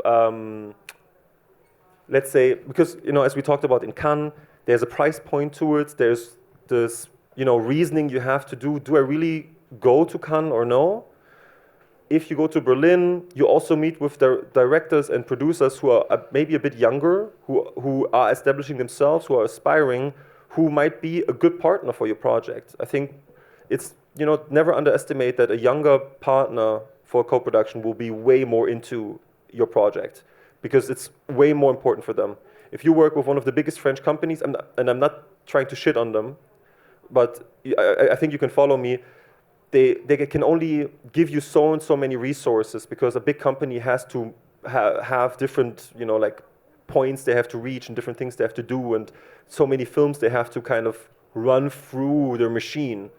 Whereas a young producer, like I am, if I have a project, if I go on board of a project, then my commitment will be more time extensive. I'm the cheaper labor in that sense, you know what I mean? Like, and that is something that is very important, because it gives you more opportunities to explore. The big producers, they pick their projects where they know they go to the big funds, they go to the big festival, and that's it. And then you compete with a crazy amount of projects. And with a younger producer in a different environment, they also access the smaller funds.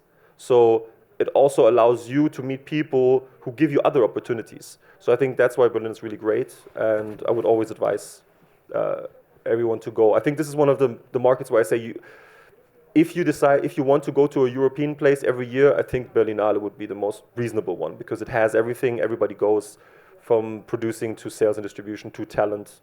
Everyone's there. I was serious. If anybody is in Berlin, who's in the room now, nobody who's watching wherever this is going to be recorded, send me an email, and I'm happy to have you at my party, because that's why we do this. We want to connect with people. We want to find partners. We want to find friends as well. Yeah. Then we have the Venice Production Bridge. I think it was just to mention it because it's so prestigious. It's so selective, and it's so high performance, high tier, super successful directors, super promising packages, that it's really relevant for the least of us. You don't really go there if you're not, either connected to a big company, or if you don't have a project. Big company, or have just private money, then you don't really go. If you can position your project there, that's great, of course. But it's a gap financing, so also you need to have money, like a lot of money in place already. The package needs to be right. People who are there need to think about, you just wave when the time's completely over. Alice? You're just going to wave when it's completely over, when you do the break? You just let me know? It's 11 o'clock. Oh, okay, like 2 more minutes. Okay, then I'll do this. I just do this one then. Not. But because there will also be private equity there, and the biggest buyers will be there. So if you manage to get in there, if you have the right caliber of a project, it's a great opportunity, because it's really a bit more of a business place than it's let's say the art part exposure. This is where the business of the art, I think, is really happening. I think we do have 1 more minute, so I'll do TIFF, because it's fast. We just mentioned it briefly. It's one of the North American markets. Your projects should have the North American potential for you to really consider to go, if you have a project. Or if you're interested in projects with the North American appeal, then TIFF is the place to go. I think they did a restructuring last year a little bit, but I'm not too sure. I didn't go. But yeah, the European style, you have some stuff there, but you also need to be aware, because TIFF is so huge, both the festival and the market, that if you have like a more European style title, it might drown in the amount of films and people being more curious about the films that are for the North American audience facing kind of types. Okay. Of course not. Hey, this was not the right reaction, like, it wasn't that bad. No, welcome. You missed out on everything about German financing, so take it as you will. Might be good. We're currently talking about the markets. I wanted to just list off the most important markets. Again, I hope this doesn't come across as me believing that you don't know, or you cannot look it up yourself, but I think it's always nice to talk about it, really to have it in context of this whole idea of this workshop is talking about international funding. So all of these parts, these puzzle pieces that you have to consider when trying to bring your own project to new places, find new funding, and hopefully make the film and distribute it and have a great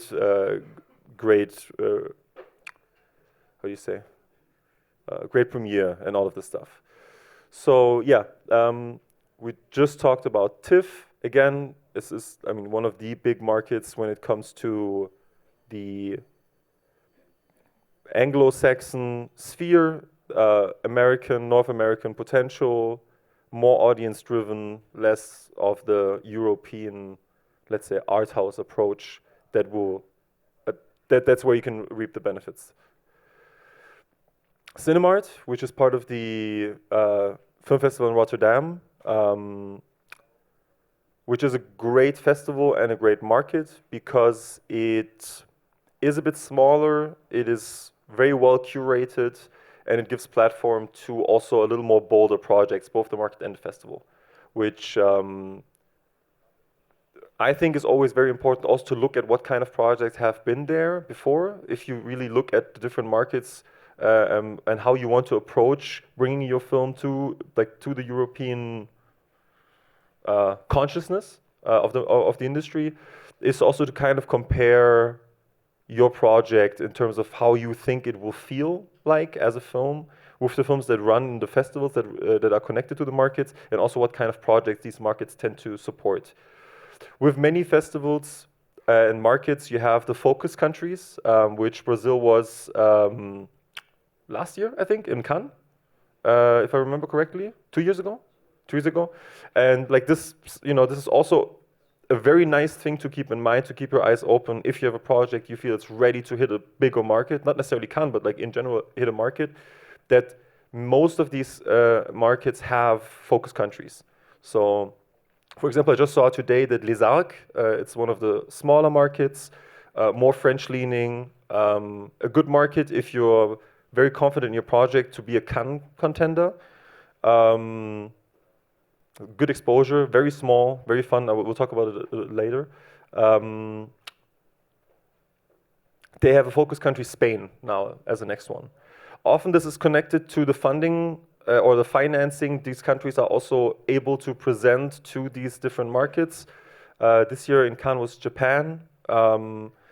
It's always, from the country perspective, it's always a strategy thing. All eyes on us, this kind of way. And if you happen to have your country in one of these markets, I would try to weaponize it, try to make most of that.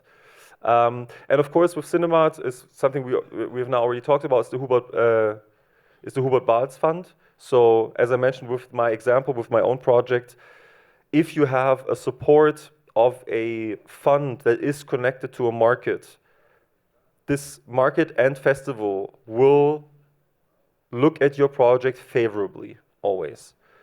It's not a guarantee, obviously. Nothing in life is guaranteed, but it is so valuable, not only to finance your film, but to bring this exposure to your own project and to yourself as well. It's also something to never forget, that both for the directors and the producers, to have your projects there, no matter what happens to the project, somebody also said, this person knows what they're doing. We want them to be there. It's also maybe good to ignore the imposter syndrome sometimes, because never forget, if you get to like this big, like a new big opportunity, you feel like, oof, this feels too big for me. People want you to be there. That's why you get invited. I think it's always helpful to remember that you don't, I mean, you offer something, but they already want it to a certain degree. Don't sell yourself short ever. Then we can look a little bit towards Asia. ACFM, the market of Busan, very cool market. I will talk about it both from the producer perspective who looks for projects, and also from, let's say, the project perspective. The biggest, self-proclaimed, the biggest Asian market. Hong Kong says the same thing. You have to figure out yourselves what you believe. The exposure to the Asian market is super, super interesting. If your film has the potential to touch upon Asian audiences, it is worth trying to figure out if you can somehow have your film there, your project there.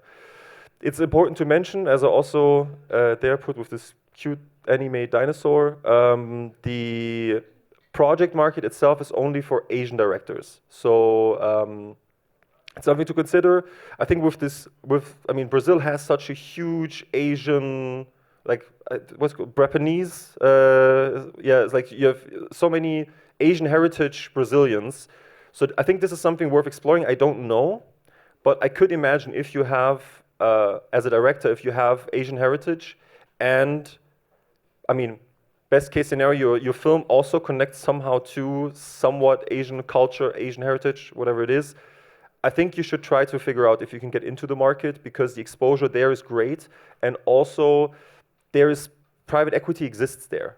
So way more than in the Latin Americas, way more than Europe, you have in Asia private equity. So if your project can resonate potentially with the audiences there, this also means it could resonate with private equity there. And the market is great, the festival is great, it's a lot of fun to go. It's a very different experience, I think, also, because you have, as someone who doesn't speak the language, who doesn't speak Korean, it's an adventure, and this makes everything also a bit more exciting. Never underestimate that you're also supposed to have fun when you go to these places, and you will definitely have fun going there. And the selection that they have, the project selection in the project market, is fantastic. They really choose amazing projects. They know how to find talent from all over Asia that has proven themselves to be in some capacity of great potential. This could mean anything, could be a successful short film, a great track record of developing a project. I was there last year, and I met really a lot of projects. I would be I'm following up, and I want to see where the road takes them, and if at some point maybe a German co-production could happen. And then to go back to the documentary, ITFA, of course, we talked about it before through the ITFA Bertha Fund. It's the biggest doc market, like as a standalone.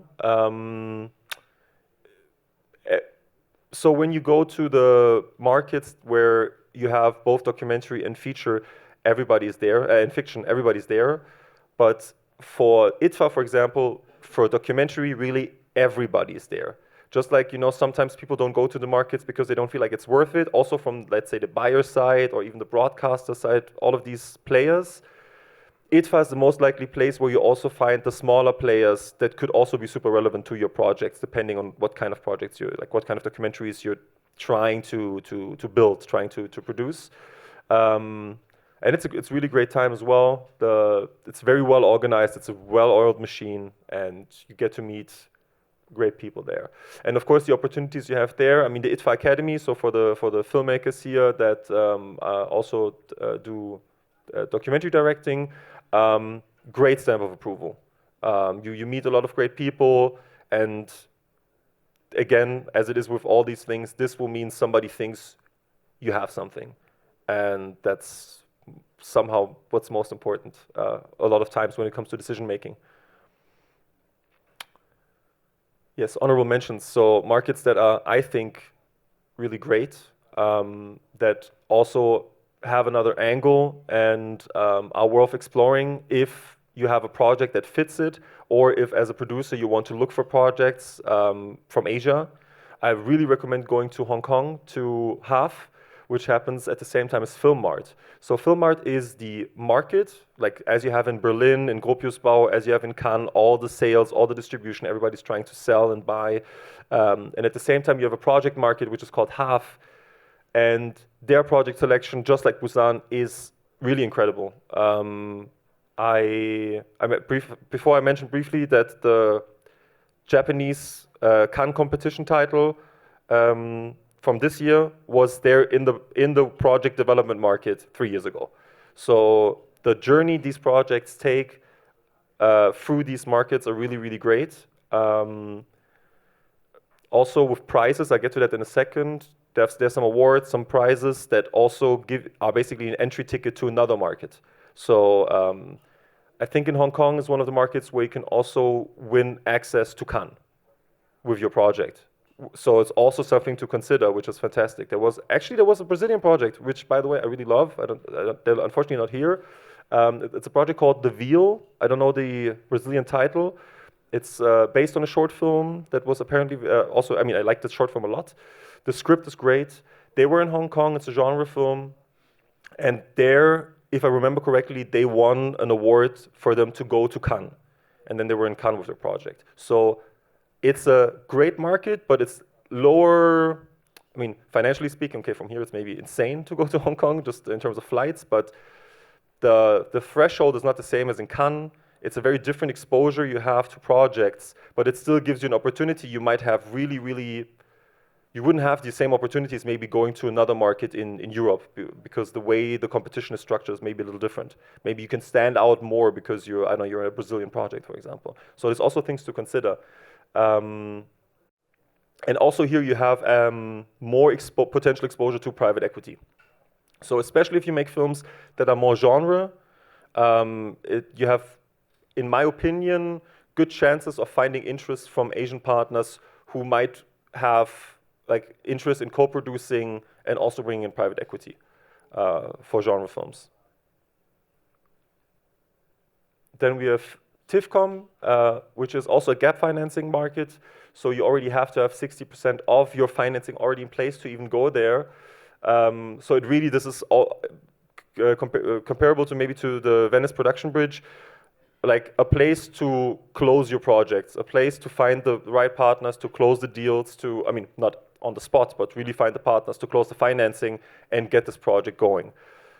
Of course, you need to mention that in this case, where Venice is, I would say, maybe the art house with potential for commercial return on investment, I think in TIFCOM, I would consider this more geared towards return on investment from the very get-go.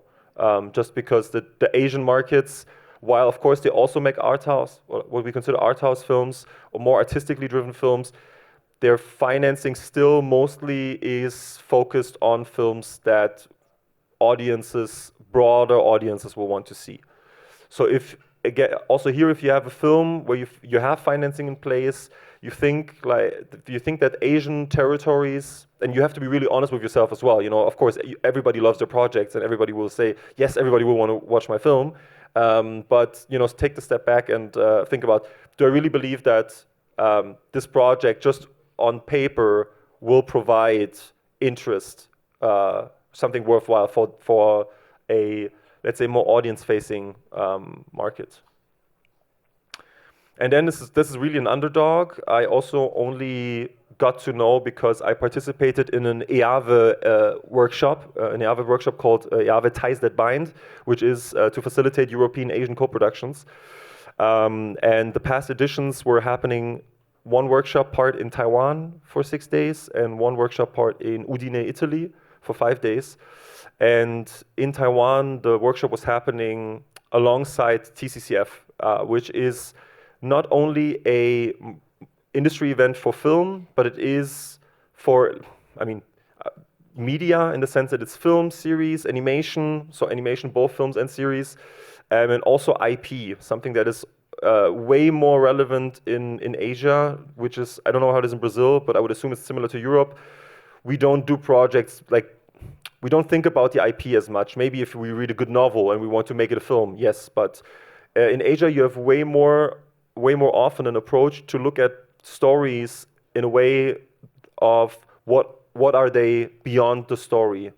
I don't know how many of you have been to different East Asian countries, but if you go to a random convenience store, you're basically bombarded with random products that have brands, like they're branded from some IP. You know, you have, I don't know, some Dragon Ball Q-tips for the ears. You have, I don't know, like some really weird products that they're branded, they're collaborating with some famous relevant IPs, or maybe even K-pop singers being on, I don't know, water bottles, you know, this kind of stuff. So they think very differently about how they monetize their IPs and how they look at it from a broader sense. And so that is also a very interesting market for that.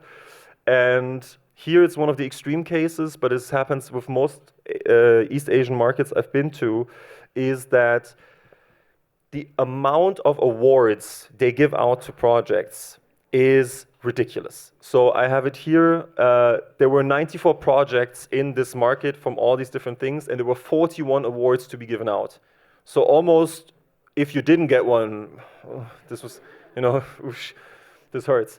But it's very interesting because these different East Asian markets, they have awards that are like just cash prizes, cash awards. They have in-kind services with big post-production houses, facilities. Sometimes, depending on where you are, they have deals, so you get like shooting equipment for free. Of course, then you have to kind of shoot somewhere in Asia, I think. Or, as I mentioned before, also access to another market, so kind of for your project to continue to travel. And I think this is also one of the things worth looking into when you have a project where you feel like an Asian angle is not irrelevant, because those prizes, awards, they help you sometimes financially. So, you know, the director, I don't know, can write the next draft, or I don't know, you can do a little bit of scouting, you can maybe start casting, stuff like this.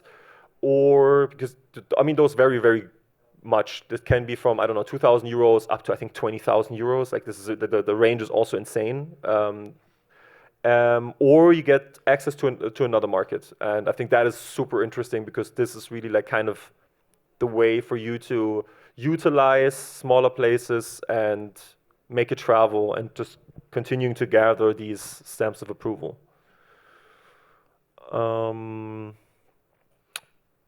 Yes, which leads us to I mean, I call them tier 2 markets. I don't mean it in a like derogatory way, but of course we have the big markets everybody strives to go to because of the appeal of the market. But really, from a, let's call it, business perspective, the benefits for projects or for producers who look for new projects to go to the markets that are smaller are really, really important to keep in mind. Because, as I just mentioned, if you have a project, it can be an accelerator. I'll follow up with a list of some examples of these smaller markets where multiple of them invite you to go, like if you win the award, invite you to go to a bigger market.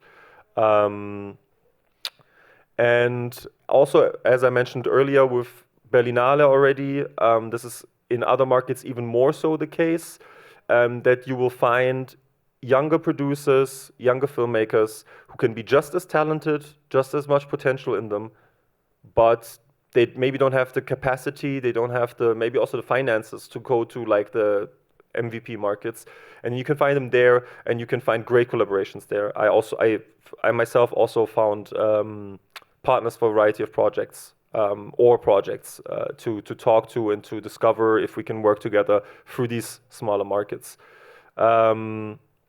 And also, when you go to Cannes,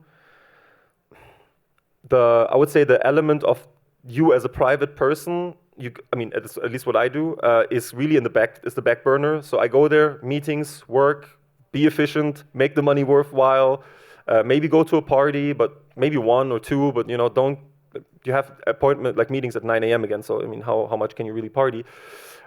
These smaller markets, they also I feel they care more about their guests in the sense that they actively want you to get together. There's one market, it's called New Horizons Film Festival, connected to the Polish Days Market. It's in Wrocław in Poland.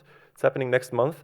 They start their daily program not at 9 a.m., but like at 11 or so. Because they also know, they also plan the parties. So they know if you want to have a good party, you can't force people to leave so early that they have to be fit at 9 a.m. So they just start later. And these kinds of markets give you the opportunity to really meet the people, because also, let's not forget, if you co-produce with someone, you're entering a marriage, because you will be connected to them in many ways for many years. So you're going to be connected with them financially. If one of you fucks up, you both may be fucked. Sorry for the language. But it can be really, like, it can cost you your own business if something goes really wrong. You have to spend a lot of time with them in all the different times of the production of the production of the film, and you will always have conflicts. And if you like someone, it's easier to go through conflicts. If you don't like someone to begin with, you're going to have a hard time being efficient and being constructive in going through issues, because we're all emotional beings, and we tend to forget sometimes that if we have an argument, that it's, at the end of the day, we want the best solution. And sometimes it devolves into no, I want to win because I think I'm right kind of situation. And I think this is not as likely to happen if you can meet someone also on a personal level. And these are the places where it really happens. These are places, both the markets and also workshops, which we get to in a second, are places where you actually forge friendships, like really long-lasting friendships. Some of my closest friends, they don't live in Germany, they live in different countries. They're producers, they work in sales, and those are the people you can trust. And those are the people that if ever something happens in your own project creation, in your own financing, where you consider that particular country, you go to your friends first. And even if they don't fit the project, you go to them to ask their advice, because they will give you at least from they give you the best advice they can, and never with their own interest in mind, if they're friends. Yes, so let's maybe just briefly talk about some of those. When East Meets West is a market which is happening in Trieste, in Italy. It's fantastic. The selection of projects is great, huge variety of projects. There was a Brazilian project there, which is called The Last Dog in the World, which I was a huge fan of this project. Sounds super interesting. I want to follow up this project as well. And they also won an award there to go to Cannes, if I'm not mistaken.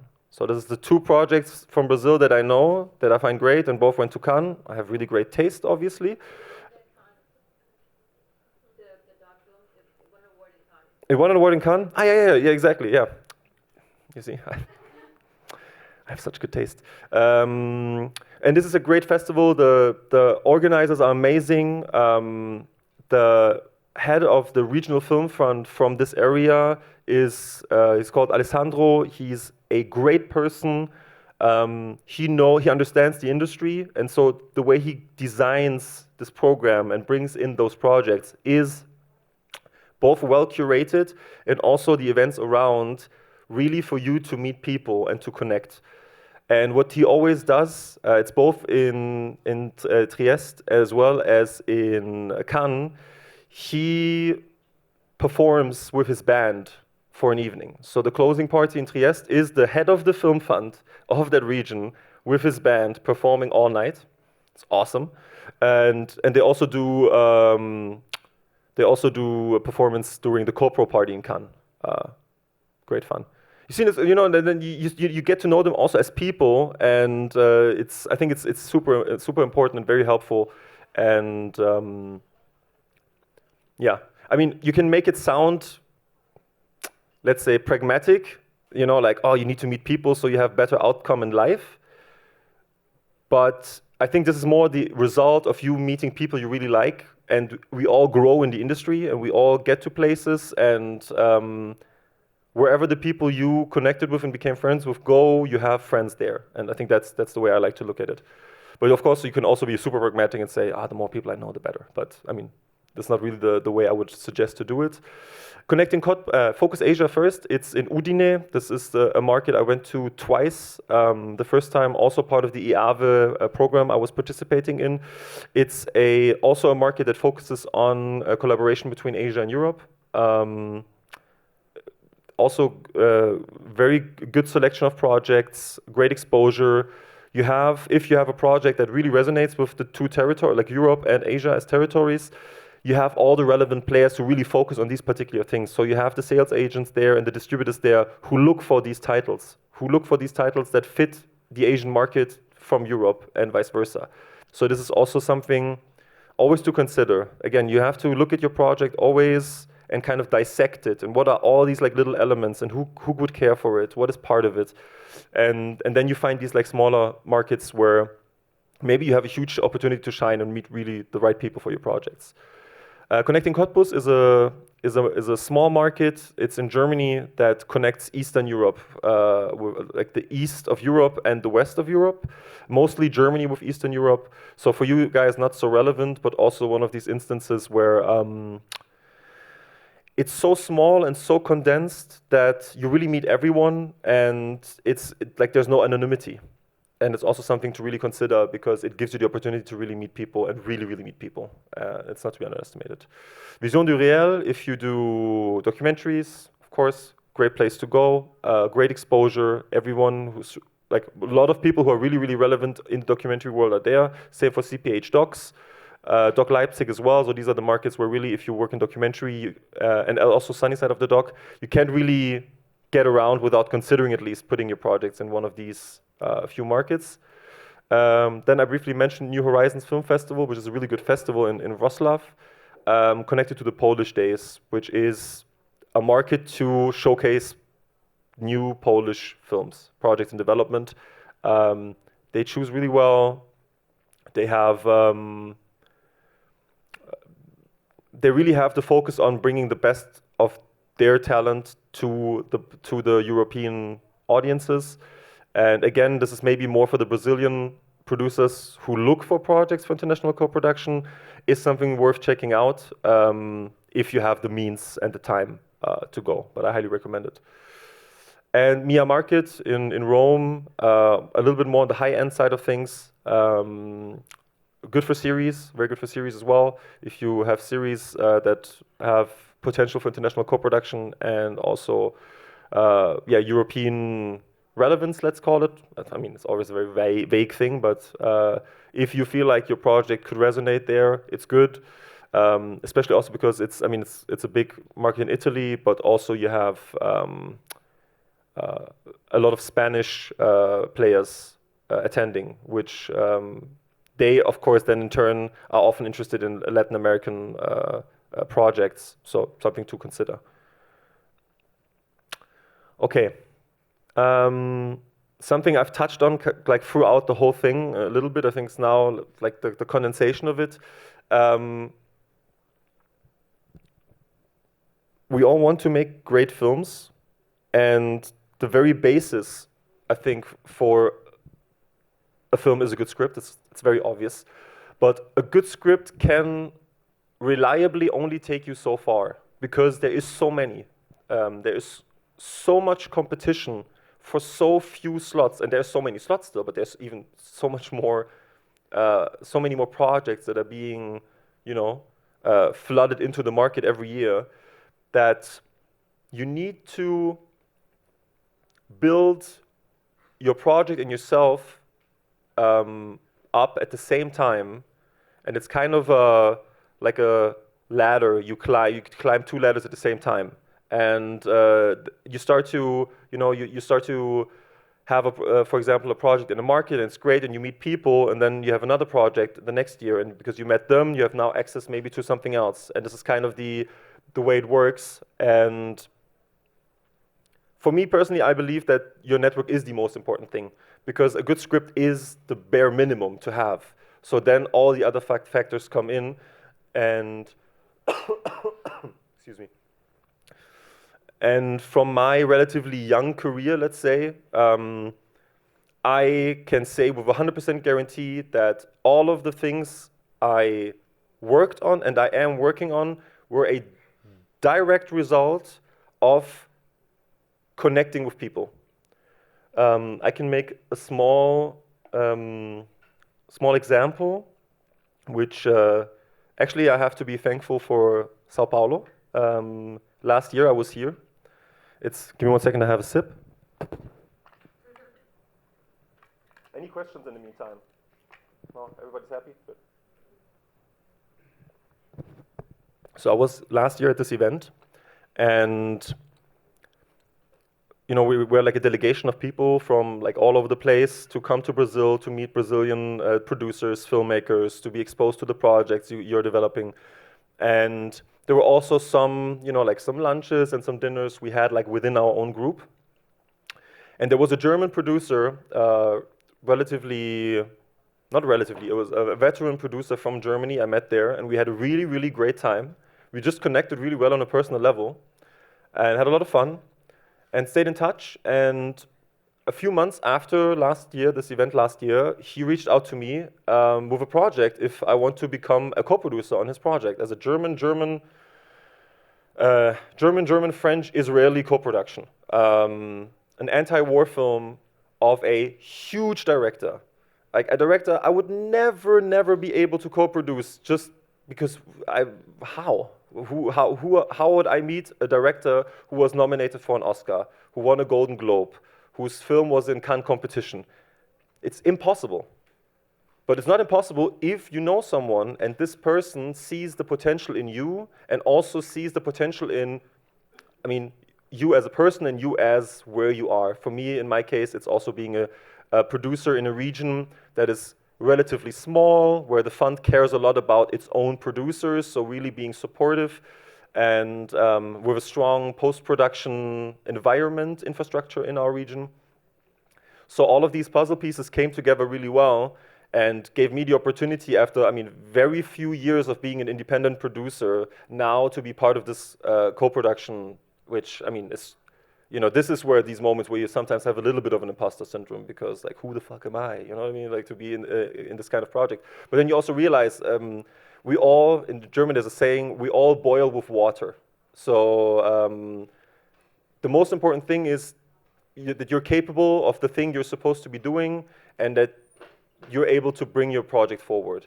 And this goes for all of my projects in one degree to another, is the opportunity of meeting people, connecting with people, and then being someone they will reach out to in the future if you're the right partner, potentially. Or the other way around, that I reach out to partners, to people I met through these things, rather than looking up, going to the film commission of some country, some region, and just looking up some names and then doing so much research for rather just calling a friend, and either for them to hopefully work with you or for them to know someone to work with. Yeah, and so that's why I said this very cheesy line there, introverts and shy people start practicing, because, it is important for your network to grow. And some people feel more comfortable and just going out and talking to people, and some people really hate it, and it's totally fine to hate it, but you also have to acknowledge it, that if you do it, it will bring you so many benefits. So I think training yourself a little bit in overcoming that internal disagreement, let's say, or maybe even distaste for it, is worth the results you can get from it. And yeah, let my just now example be one of a good example for that. Although I'm super extroverted, I don't care. I can talk to people forever, no breaks, as you can also notice now. Yeah. Yeah, I have three small questions. The first one is really basic. Who was the director you're talking about? I'm curious now. The second and third, they go together. As an independent filmmaker, we wear several hats in our first project. Sometimes we are the writer, producer, editor, cast. So is this a bad condition to approach co-productions and markets and labs when you try to sell a project that you kind of the three main heads of your project? The second one, we have so many ideas. We are creative thinkers, and we have several projects in the developing several projects at the same time, and we have passion about them. Is that a better strategy to initiate our journey with all three different projects at the same time? Like maybe if you have something more artistic, more artsy, art house, you hit the European markets. If you have more audience-driven, audience potential, you go to North America. If you have more political statement, you go to Latin America and Europe. Is that a better strategy to start your journey with all the three projects at the same time? So first, the director. So loud of a sudden. The director is called Ari Vollmann. He was the director of Waltz with Bashir, the anima doc that works like this anti-war anima doc. It's also a long time ago. I think over 15 years. Yes, this new film is also an anti-war film. Very committed to really talking about the insanity of war and the nonsensical elements to it. Towards your other two questions, when it comes to co-production, wearing multiple hats is always okay as long as you know that you can do it, and also you can make people trust you with that. And I think for the producer, so oftentimes you have writer-directors who also become producers by default because they maybe don't find somebody, or they don't want to wait. They just take it in their own hands, which is totally valid. But if it comes to international co-productions, we're now starting to get into territory where it's not just only about making a film happen. It's not just about organizing the shoot. It's about more and more complex financial structures of where does the financing come from? What kind of obligations are attached to it? What kind of regulations you have to look out for? How is the cash flow? How is the recoupment? Who gets paid back if the money if you make money back? In what? How is the separation? Like all of these very let's say business-related things. I'm going to be honest. I would have trouble trusting a writer-director who has become a producer if he hasn't developed the skill set and the knowledge, not necessarily the experience, because you have to do it the first time at some point, but writer-director, I think, is kind of, it's not two hats in that sense. Of course, you write it first and then you direct it, but it's not a parallel thing. But director-producer, for a fiction film, international co-production, which involves so many different things, where you also have to be able to step back from your director's perspective and maybe acknowledge your own mistakes as a director, your own failings. Maybe you need to save the film in a way. You have to really reimagine in post-production some scenes, some elements, some parts of the film, which a producer is also there for, to be your sparring partner, really to be your confidant, to give you the bad news sometimes as well. Maybe if you cannot see it, everybody knows the sentence, kill your darlings. The kill your darlings thing is very hard to do by yourself, but that's why you have your team, which is the editor sometimes, which is the DOP, but which is also the producer. And the producer looks at it in a more outside perspective, while the other departments are maybe more focused on this one specific thing. So I would say you can be a director and you can be a producer parallel, and you can be it simultaneously. But if you're both first time, I don't think you're doing yourself a favor actually just for doing the film. Rather find another director who you're forced to be the producer, just to outsource it. I think this is it's not to be underestimated how important it can be for you also as a creative, as someone who needs to hold the vision of the film together, so many different visions from so many different departments. It's so hard to hold that together and make it coherent. And then also you need to look at the money. I mean, I think it's a quest I wouldn't advise anyone to do. And the second question of having multiple projects at the same time, as a producer, for sure. As a producer, I think a good producer kind of goes to like 90% of his like maximum capacity at all times in terms of projects, because you learn at one point in your career as a producer, I learned it very early, that if you rely too much on one project, you're too sure, and you focus everything on this, and then it just falls apart. And all of a sudden now you have wasted a year in the sense that you have nothing now, and now you have to build from scratch. So you always have to build up multiple things at the same time. Of course, if you want to be a good producer, you need to be able to handle all of this. So the amount of projects you can do at the same time really depends on both your own ability to just have that, and also on your ability to really finance all these different films.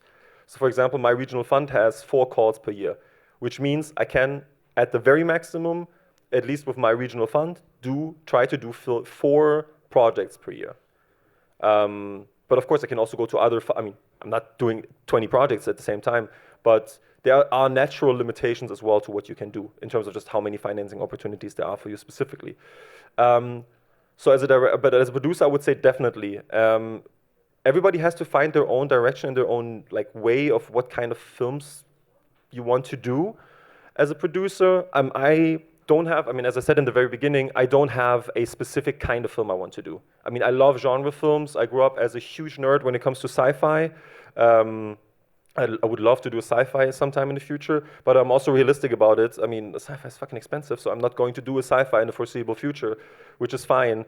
But I'm also curious about very different things. So, I mean, I'm an independent producer, so I just do what I want, and then I just, if it works out, woo, and if it doesn't work out, then it's my own fault at least, and I can't be mad at anyone but myself. So it's really important to have multiple projects, and then it doesn't matter if one is for this market, one is for that market. I wouldn't necessarily, it's always good to have it in the back of your mind, but first and foremost, you should really want to do the projects. Like if you just do it for the market appeal, if your heart's not behind it, it will show at some point, because then you're lacking, because you're not, at least I am. And as a director, I think it's good to have at least some projects in the parallel growing, some in the development. But of course, if you go into like more serious pre-production stages, those have to go to the back burner completely if you want to do your job properly. But it's also, I think, relevant as a director, a writer-director, or writer, to work on multiple things at the same time, also to the maximum amount of your capacity. If you can only work on 2 films at the same time, then work on 2. If you can work on 3, work on 3. Also, don't overdo it. But again, if one of your projects, maybe your main one, the one you want to do the most, you just don't get anything, you just don't get the money, it's not the right time in the market, maybe it's just not that good for the outside world, and you have nothing else to follow up, then you're at the same point now that you have nothing, and now you have to start it from scratch. And if you're really fast in developing a project and you're really inspired, maybe you can have a good draft from scratch, maybe in 6 months to a year, if you're like really crazy and really good, and it's really clear. But usually, I would personally think have 2 years as kind of a length. And so now, if you only have 1 for 2 years, now 2 years are gone, and you're still the same. Especially as a young filmmaker, maybe it's your first feature, and then you get out of. Let's say you get out of film school. You really work on this 2 years, it falls through, and now you're out of film school 2 years, and you start from zero. So in 3 years, 4 years, you're only after film school. There's so many new other people coming behind you. Nobody waited for you. Nobody waits for any of us. You have to make your own journey. This is also something that happens often with people who have a really big success early on, like a short that, wins a student Oscar or something, or is in Cannes competition. If you can't follow up somewhat fast, then there will be another Cannes short winner behind you and another student Oscar winner behind you. So all of this also, you need to stay in motion. You need to keep momentum. So I think, find a balance there.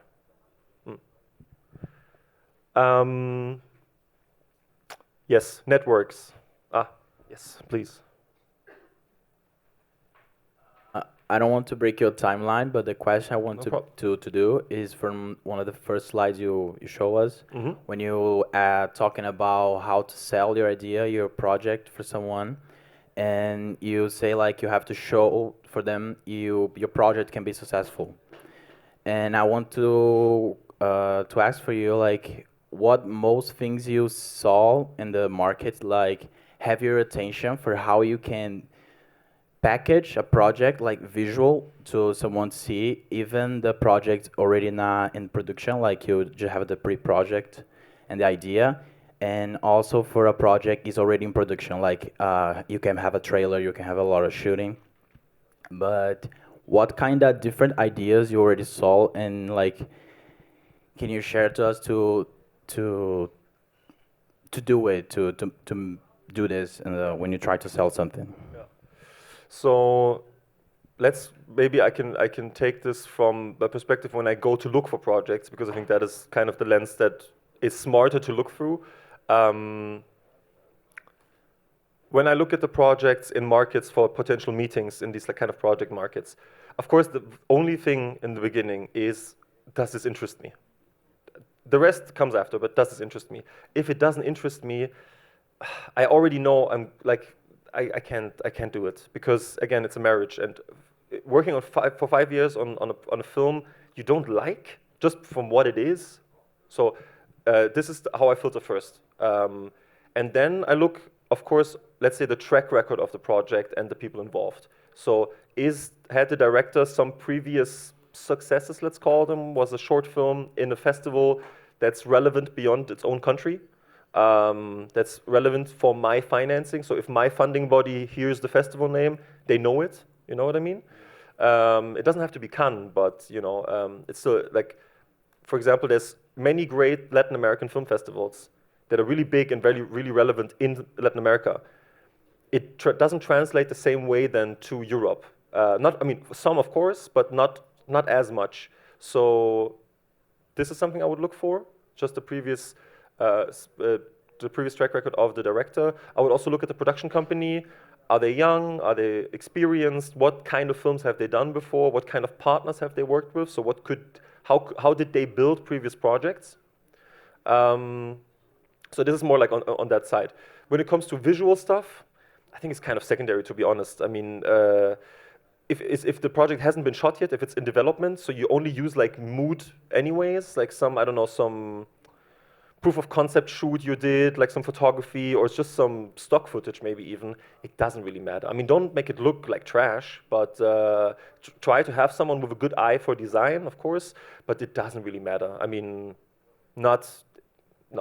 If the project doesn't live up to the visual, it doesn't matter. So I think for me, there's no rule there. I mean, if I see something that looks really cheap, to me, it feels like nobody put effort in. And for me, the not putting effort in is already also like kind of a bad sign. I mean, you go to a market to present your project and you don't invest the time, because you don't have to invest money. You just do it yourself. You go on Canva and, you look for a cool font and you look for cool moods and then you print. And when it comes to like teasers, and if you have shot already, the difference between a trailer and a teaser is a trailer sells you the experience of like to hook you for the film, and a teaser gives you an idea of what the film is actually going to be like. You know, you see trailers in the cinema, and you watch films like it's not the same movie. You shouldn't do the same thing when you try to sell the film you've already shot. Make the teaser a reflection of what this film is going to be like. Really important. Because then this is how you attract, I mean, if you're already at that stage, most likely you're going to look for some post-production support and maybe also some sales and distribution to get on board. And they don't need false advertising. They need to understand the product as close to reality as possible so they can evaluate, do we want this and can we sell it? And I think so that's very important. Okay, thank you. Yeah. And maybe this is also something good that you brought this up, because also something worth mentioning maybe that's very specific to not very specific, it's specific to Germany. It is similar in many European countries that because we use soft money, government funding for producing and co-producing our films, there are regulatory like rules that are very specific. So, for example, if you make a film, you have enough budget to only shoot the film, and then you look for money for post-production, you cannot come to Germany. In Germany, you cannot get public funding if you have already started shooting your film. So you can only acquire funding if it's pre-shoot. It's very important because this is very much only, this is in Europe, in most of the European countries, it's that way. There's, of course, some exceptions with specific funds, but overall, if you want to make your film an international co-production, you have to do it from the very start, and not try, oh shit, now I need money, and now let's look for something. It just practically doesn't work in all of Germany, except for the World Cinema Fund. But the World Cinema Fund, although it is on paper a German fund, it is really not. It's not for German projects. It's a fund for a very specific list of countries. But of course, there's still opportunities to find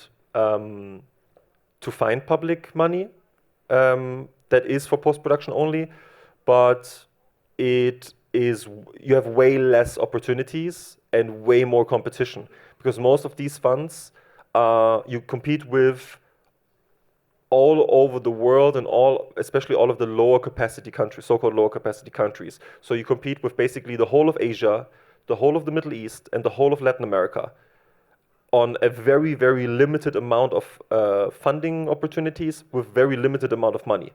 So if you don't have enough money for your film and you don't really think you can find private equity along the way, I would suggest, if possible, don't go shooting. Rather consider an international co-production, meaning wait with starting into physical production and find partners that are then able to also find additional money for your project. Yeah, thank you for bringing it up. I think it's a very important topic. We have a question? I do have a question. Yeah. I made it yesterday, and she didn't really know much how to answer. And she told me to ask for other people too, so I'm doing this right now. Okay, yeah. I have a short that it became like 30 minutes, so it's complicated to attend to festivals. I didn't want to make it shorter. I want to expand and make a feature film, and that's why I'm trying co-production. So in this case, it's part of the short, because it's a documentary, so I will not shoot, I will shoot new scenes for sure, but I will also use this half hour that's already filmed. So is already a problem in case of co-production because it's already filmed the part? No, in documentary it's different. Thank you also for mentioning this. In Germany and most of Europe, documentary is treated differently because the real life doesn't wait for you. Sometimes you just have to shoot something, otherwise it will be gone. You cannot wait for somebody to say, yeah, now you can, which of course becomes very fast, very exploitative for documentary filmmakers because they just then do it, and they do it on their own money and their own terms, own time. But it's not a problem per se. I think 30 minutes is a very problematic length for a short film, for sure. I would, if you don't make a feature, I would consider definitely shortening it, even if you lose a little bit, because you always have to, with film festivals, you have to consider if they can either program you with a 30-minute film or 3 films with 10 minutes. Mm-hmm. And you have a hard time, not you specifically, but somebody tends to have a hard time competing with 3 films, just in general, doesn't matter the length. To make it a feature, it's possible in general, speaking for co-production, because this is then basically considered archival footage on paper, because you have already shot it, because you wanted to shoot it, and you want to do more, so it is possible. But then it depends on the project itself. And then, for example, if I make like 15, 20 minutes of this film and I tend to short film festivals, is this a problem that I'm using again the same material for the feature film? Do you think it's like killing like it's not? I think it depends. If it's the same edit basically, and you just add 60 minutes behind, then I wouldn't do it for sure. If you have, similar scenes, I could imagine it works. But on the other hand, if you really want to extend this into a feature film, I personally wouldn't bring it to festivals, because then you risk that, like, this is not the same amount of I don't know, it's hard, you know what I mean? Like, people might maybe look at the project and thinking, okay, but we saw like some of that stuff already. Like, this is, and so to sell, I mean, it needs to be worthwhile. The extension of that project, the next 60 minutes need to be so good that people would swallow having watched the first third of the film already, I think. Yeah, because fiction, you just film it again, you know, but documentaries, you can't, you know, like I can't film something that happened 10 years ago. And a second question is, you didn't say, do you know something about the Austrian funds and market? Because they also consume a lot from Germany, and they probably have their own funds, and it's interesting for me because my film is also placed there. Yeah, I can just briefly, because I'm not too deep into Austrian, because it's just not my country, although it's so close. The Austrian funding landscape had a really big growth because they opened up also an automatic, like an incentive system. So you had a lot of American big projects coming in and filming, or Anglo-Saxon films. They do have regional funds and national funds beyond the automatic, but I cannot really give you any more insight on that. But there is a variety. But it's a small country, very few people comparatively speaking. So the competition is also tough in the sense that there's less people, but also they will definitely care more for their homegrown, let's call them, you know, like their own filmmakers. They really want to see grow and make it. But for co-production, I mean, nothing speaks against it. I think it's really heavily depends on the project, yeah. Okay, do we have more questions? No, good. So the project development programs, I think, are a great opportunity, one of the most important opportunities for you as a participant of this industry and for your projects to gain recognition. Yeah, as I said, two birds with one stone. All these different programs are a stamp of approval that will give you better chances of going to the next thing. So if you, I don't know, if you get into Torino Script Lab, you can be sure that people will look at your project in the selections for something else, another market, let's say. They will look at it more closely, because they have also, again, there's so much they get presented. How do they weed out? I mean, of course they read the project and they look at the quality, but it's never necessarily a pure ranking of only the quality. You know, if a project is maybe of similar quality, then okay, what other factors come into play? So to do project development programs, or in general like these kind of workshops and educational programs, are, in my opinion, really a cornerstone of pushing yourself and getting yourself into the next level of the industry. Yes, and as I said here, the opportunity to build relationships, as I mentioned before, you really make friends there. People fall in love there, people fall out of love there, but you build relationships that are always very much founded on a trust on a personal level, and this is the most important thing.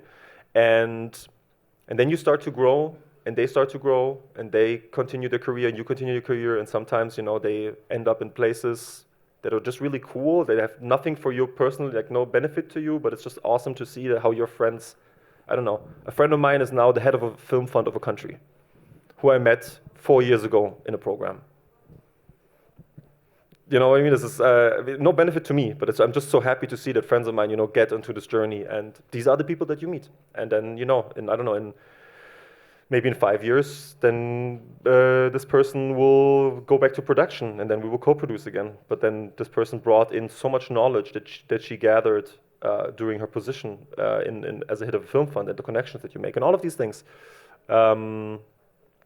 Yeah, or you become friends with head of film funds because, you know, you interact with them so many times through these kinds of programs. This happens, and then they help you out again, you know, because if you become friends, you want to help your friends, you know, so they reach out, and they, you know, sometimes people ask me about, you know, what places to go or things to figure out for financing, or if now with the example of like someone who's the head of a film fund, I asked them, for example, do you have any recommendations for me for to move some project forward? I don't know, there was an opportunity for me to apply to a program, and I knew someone, I knew someone who is not in the deciding committee, but is very much close in that sphere. And I just asked them, do you think it's realistic for me to apply? Do I have chances? And then you get an honest answer in any case. And that's also sometimes, this is worth a lot. So I think you can really kind of separate a little bit into project and career programs. There's, I would say the pure project development programs, like the Torino Script Lab, or the Torino Labs in general, all the Torino Labs. Sundance, which, it's not like super easy to get in or anything. A friend of mine, she had a short film in Sundance, Asia, and through that she got invited to present projects into like these kind of development programs.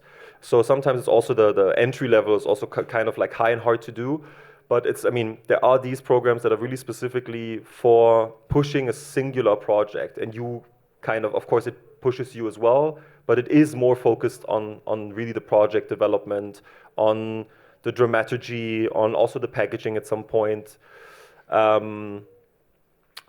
And there's both for fiction and for documentary, there's great opportunities, and also plenty. I listed a few of them, but there's an incredible amount of programs, and really for for all shapes and sizes. So it really depends on your project. Do a little bit of research, and you find 10 more programs that could kind of benefit you in a certain way, and you never know what grows out of it. The producer-facing programs, I think, are really great because most of the time, they also connect you with other relevant industry players.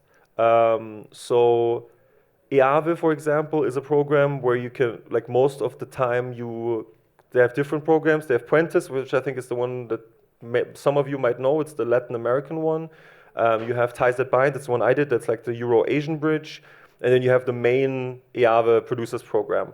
And most of the people participate with a project. So it's also about developing it, finding out about how to bring this to the next level, and financing and all of these things.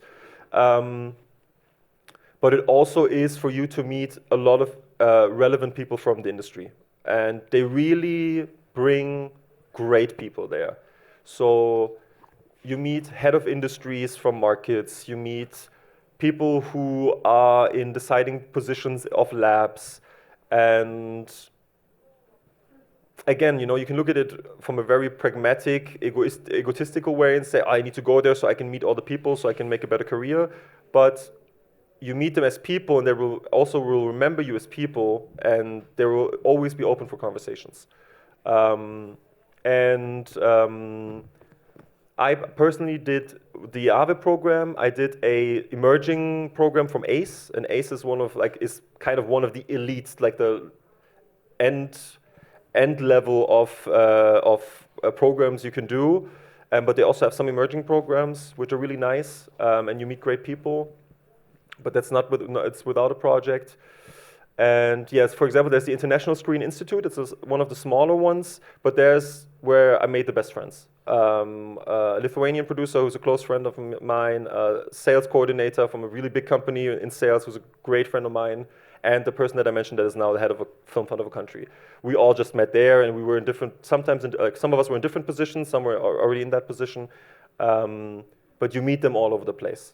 And Inside Pictures, this is really like Inside Pictures is more the, let's say, North American, almost studio-facing program when you really are maxed out level. You played the producer game for a long time and you were really successful. And last but not least, we touched upon these as well, is the career accelerators, Berlinale Talents, or the other talents. There's also Tokyo Talents, and there's these different, from Berlinale, those offspring accelerators. Then you have these different so-called academies, like the Zurich Film Festival Academy, which I also did. It's really more about like connecting with people, connecting with industry professionals. having some master classes. It's more about forging relationships. And ITFA Academy, I mean, it's similarly. I think all of you should try to do as many of them as you can. Most of them have partial or full scholarships for filmmakers, producers from countries that are considered low capacity. Oftentimes also your own national and regional funds will be willing to support these kind of endeavors if the program is big enough.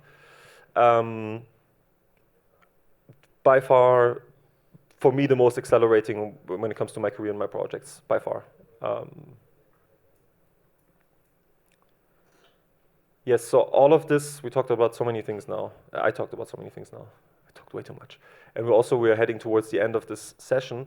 I mean, also this slide, it's kind of banal almost. It's so obvious, the questions that I asked there. But it's not about how simple the questions are, but to understand that the love for your project is just as the quality of the script is necessary.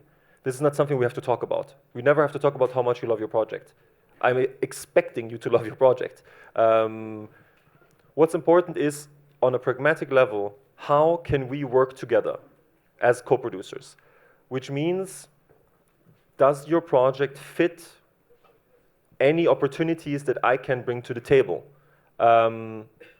Is there, as we talked before, is there a natural connection to my country for you to maybe, that's the reason already why we're in touch. As a story that has relationship with Germany, then obviously, let's talk about a potential co-production. Does it make sense for the producer? What I mean by that is, are there funds or other opportunities that fit the project? It doesn't matter how much I love your script. If I can't find you money, I'm a really bad co-producer because I'm irrelevant. So there is also always the topic of relevance. So the question is, does it make sense for me to come on board with your project because of what I can bring to the table? But also, of course, what you can bring to the table, because it is a relationship, it is an exchange. Yeah, what is the package? That's also, we've touched upon multiple times now. So what's maybe the previous work of the director, the previous success of the director, let's say. Do we already have cast maybe attached or like written interest, let's say, LOI level? Has the project been developed in one of these programs? Has it been exposed to the industry already through a market? Does it have maybe won a development award? All of these things, they do matter because they shape my proposal to my own fundings. Because I need to convince them as well. And what better way to convince them to tell them other people already like it? I don't need to come to you like crouching and praying, or please help me. No, this is a good thing. You can be part of it. I mean, this is the best case scenario when you can make your project sound like they're missing out on not being part of it. And even then, it doesn't work sometimes. So the project I mentioned earlier with this director who was Oscar nominated and Golden Globe and blah blah blah, I asked for a very, very small amount, I would say, for a regional fund, not my own fund, but another fund. And basically my proposition was that I would take some head of departments to shoot on this international co-production with this really distinguished director, and do maybe some really super minority like minor post-production stuff there. But mainly it was the idea, bring some head of departments, technical head of departments, into this really big production that's going to be shooting in at least 3 countries. Nope.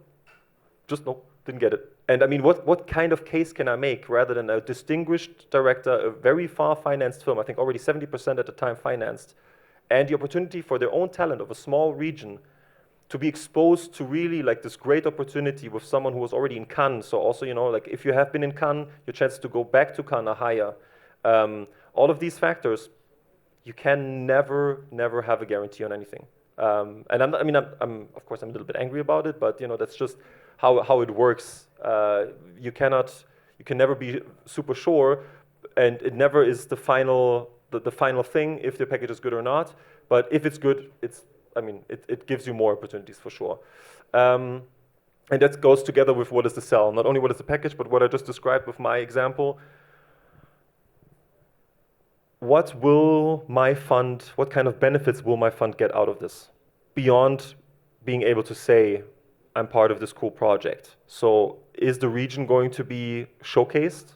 Are talents from the region going to be exposed to an international project? Are we spending good money in the region for the infrastructure to persist and to grow?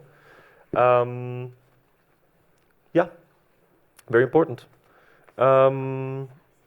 And then the last thing is the question was, do you understand how collaboration with said country works? And that's one of the reasons why I bombarded you with so many things about Germany, to make you to give you an insight into the complexity of German financing, just how much there is and how much you can theoretically achieve, but also all the things that come with it and all the obligations that come with it.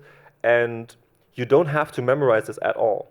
But now that you maybe have a little bit of an inkling about what kind of proposition makes sense in Germany, if you have a project where you already know you don't really fulfill any of this, then you save yourself the time to approach them.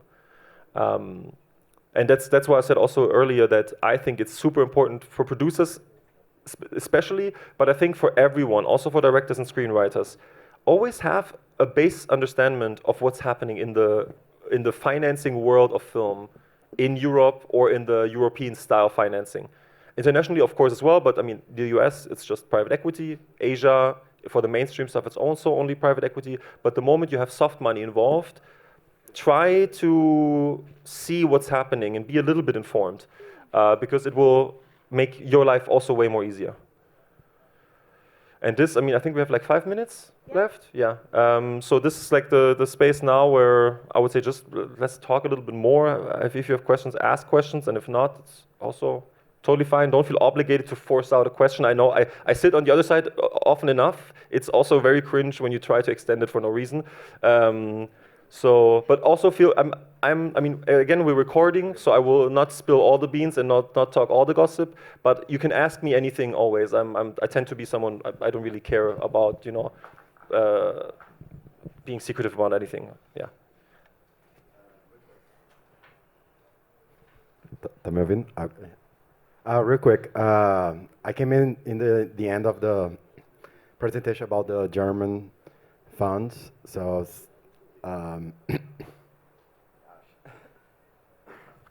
Let it out. Let it all out. Do German production companies work with private equity at all? No.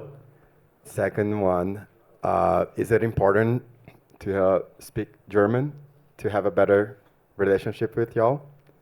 No. I mean, I think my English is okay. I'm doing fine. No, you don't need to know any German. I mean, if you want to make a film in German, I think you're doing yourself a favor of doing a course. But no. And my final question, and I'm out.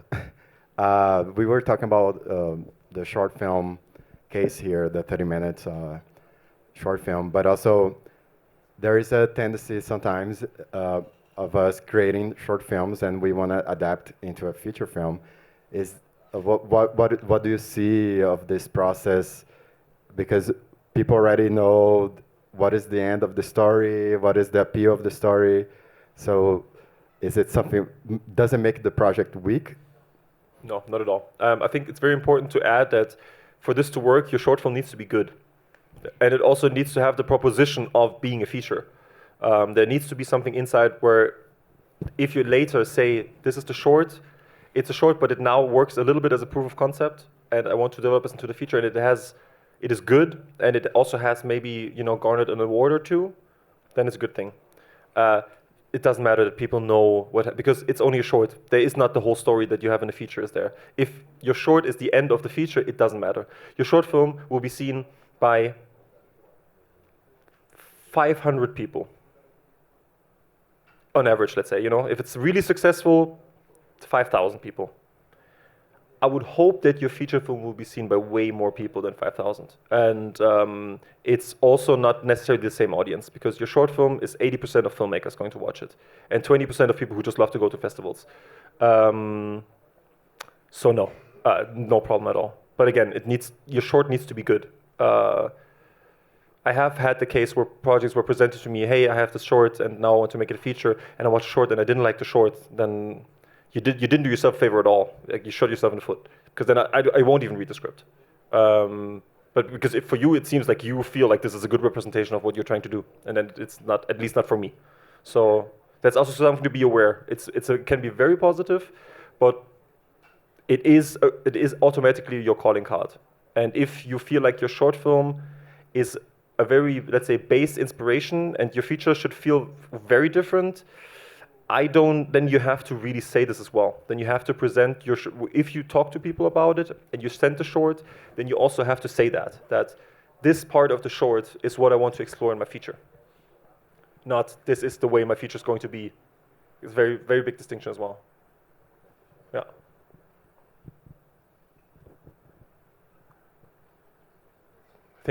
I think maybe 1 or 2 more questions max. I think this already, yeah. But not necessary either. I'm also happy to call it. All right, guys, thank you so much for coming. I hope this, oh yeah. Cheeky. Ah, yeah. Okay, so our project is an independent short film, and all of the conversations, they sounded very much like big companies and everything. And so we were asking if, like, because you talked about small people and people who are beginning, if you think that it's worthwhile for an independent film that doesn't have a direct connection to, like, the European, forgot what the name was, like, the European elements, yeah. to go after co-production internationally. Yeah, for sure. Okay. I mean, you just need to make the case needs to be the right case. Everybody starts out. I think if you work with more experienced people, if they're good at what they do, then they also acknowledge the fact that they also were in your position. So it's not about you not having the necessary experience. I think it's about you being able just to perform on the level you need to perform. So need to understand your particular job and do it well. I think that is the point. And even if you do a co-production for the very first time, everybody does mistakes all the time, and you will always learn something new. It doesn't matter. But if you don't know anything, then you have a problem, of course. But then it's just something you have to learn beforehand. I mean, otherwise I wouldn't consider it. It's like if you would say I want to make a film and you don't know how to make a film. It's the same thing, yeah, on a physical level. So what would you recommend for someone who actually wants to do research on the subject, and where should they go to learn about it? To learn about how to do co-productions and how to get these partnerships? I'm thinking if there's like any like courses that are very specific to that. I don't know by heart. I mean, there is film school, but it really depends on film schools. I think there's like film schools that are approaching this more in a like a filmmaker sense, like you do direction then, you do camera then, and like you learn all of this. It's cool, but there's also film schools where you enroll for your position. So like the big ones in Germany, for example, I didn't study filmmaking, I studied producing. That's the only thing I studied. I mean, you have a little bit of courses here and there, but it was, in that sense, already very, very advanced. I would probably say go to your funds and talk to them about it and on opportunities there are. If you don't think there's anything in your wider area that gives you access to learning about it, then I would maybe talk to funds about maybe creating the opportunity by inviting someone, like maybe a Brazilian producer who has the experience and then who can give you, like not like me from the European side, but from the Brazilian side, or just approach Brazilian producers directly, more experienced ones. Just approach them and say, hey, I want to work on this.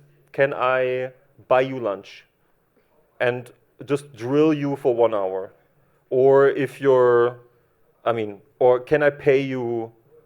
Just, it's more about, I think more about the token of, like appreciating their time. So I don't know, just really a little bit of money, not just for the sake of it, to get 4 hours of your time. I mean, if this is really what you want to do, to learn about producing, in terms of co-producing. And then at some point, if you have, like, let's say, some sort of base level, you feel like, then you can also look at these, let's say, more early stage programs. I don't know how it works in Brazil and Latin America in general, what kind of opportunities you have. But in Europe, you have a variety of like smaller programs that would like kind of give you an entry to learning more about it. Okay. Thank you. You're welcome. Can I? You say about we ask ourselves like straight if our short film, our what you're doing, is really a good thing that people are going to watch if they really want to watch. And when you were still talking about how to sell your project to someone, do you already saw in the project someone to do like a distribution plan, like to the person have a vision, like I think the public, I think the people want to see that. I think this can be mainstream based on the political things or human behavior and stuff. You already saw some distribution plan to the people are looking for your project, have the vision you have? For sure. I think there's also like a little bit of grain of salt, I would say, because I also saw project presentations where they try to do it like a full-on product marketing campaign, you know, like our target audience is young women 25 to 29 who like to buy this brand of product. It's too much. I mean, except if you go for like a really mainstream film, then I say maybe, because then you also try to market and advertise it that way. But also here you have to be realistic, you know, like of course you have a film, if you have an art house film that has a political element, people will be interested in this, but it's a very specific and very niche amount of people. So to try to make it sound like everybody will want to watch it, nobody will believe it. And then this kind of discredits you as well, because it will make you look a little bit like a fool if you're trying to sell me something that is obviously very specific, as if everybody wants to see it. Not to say that it's not the quality in itself, but I mean, the part that I just delivered is a international co-production, super art house, political backdrop, Georgian film. I will never pretend that if this runs in a random multiplex cinema, that people will want to watch this or they will be happy about it, because that's just not the type of film. So I think to be very clear on your film and be also realistic and be critical of yourself as well. Because of course you love it, but yeah, be specific.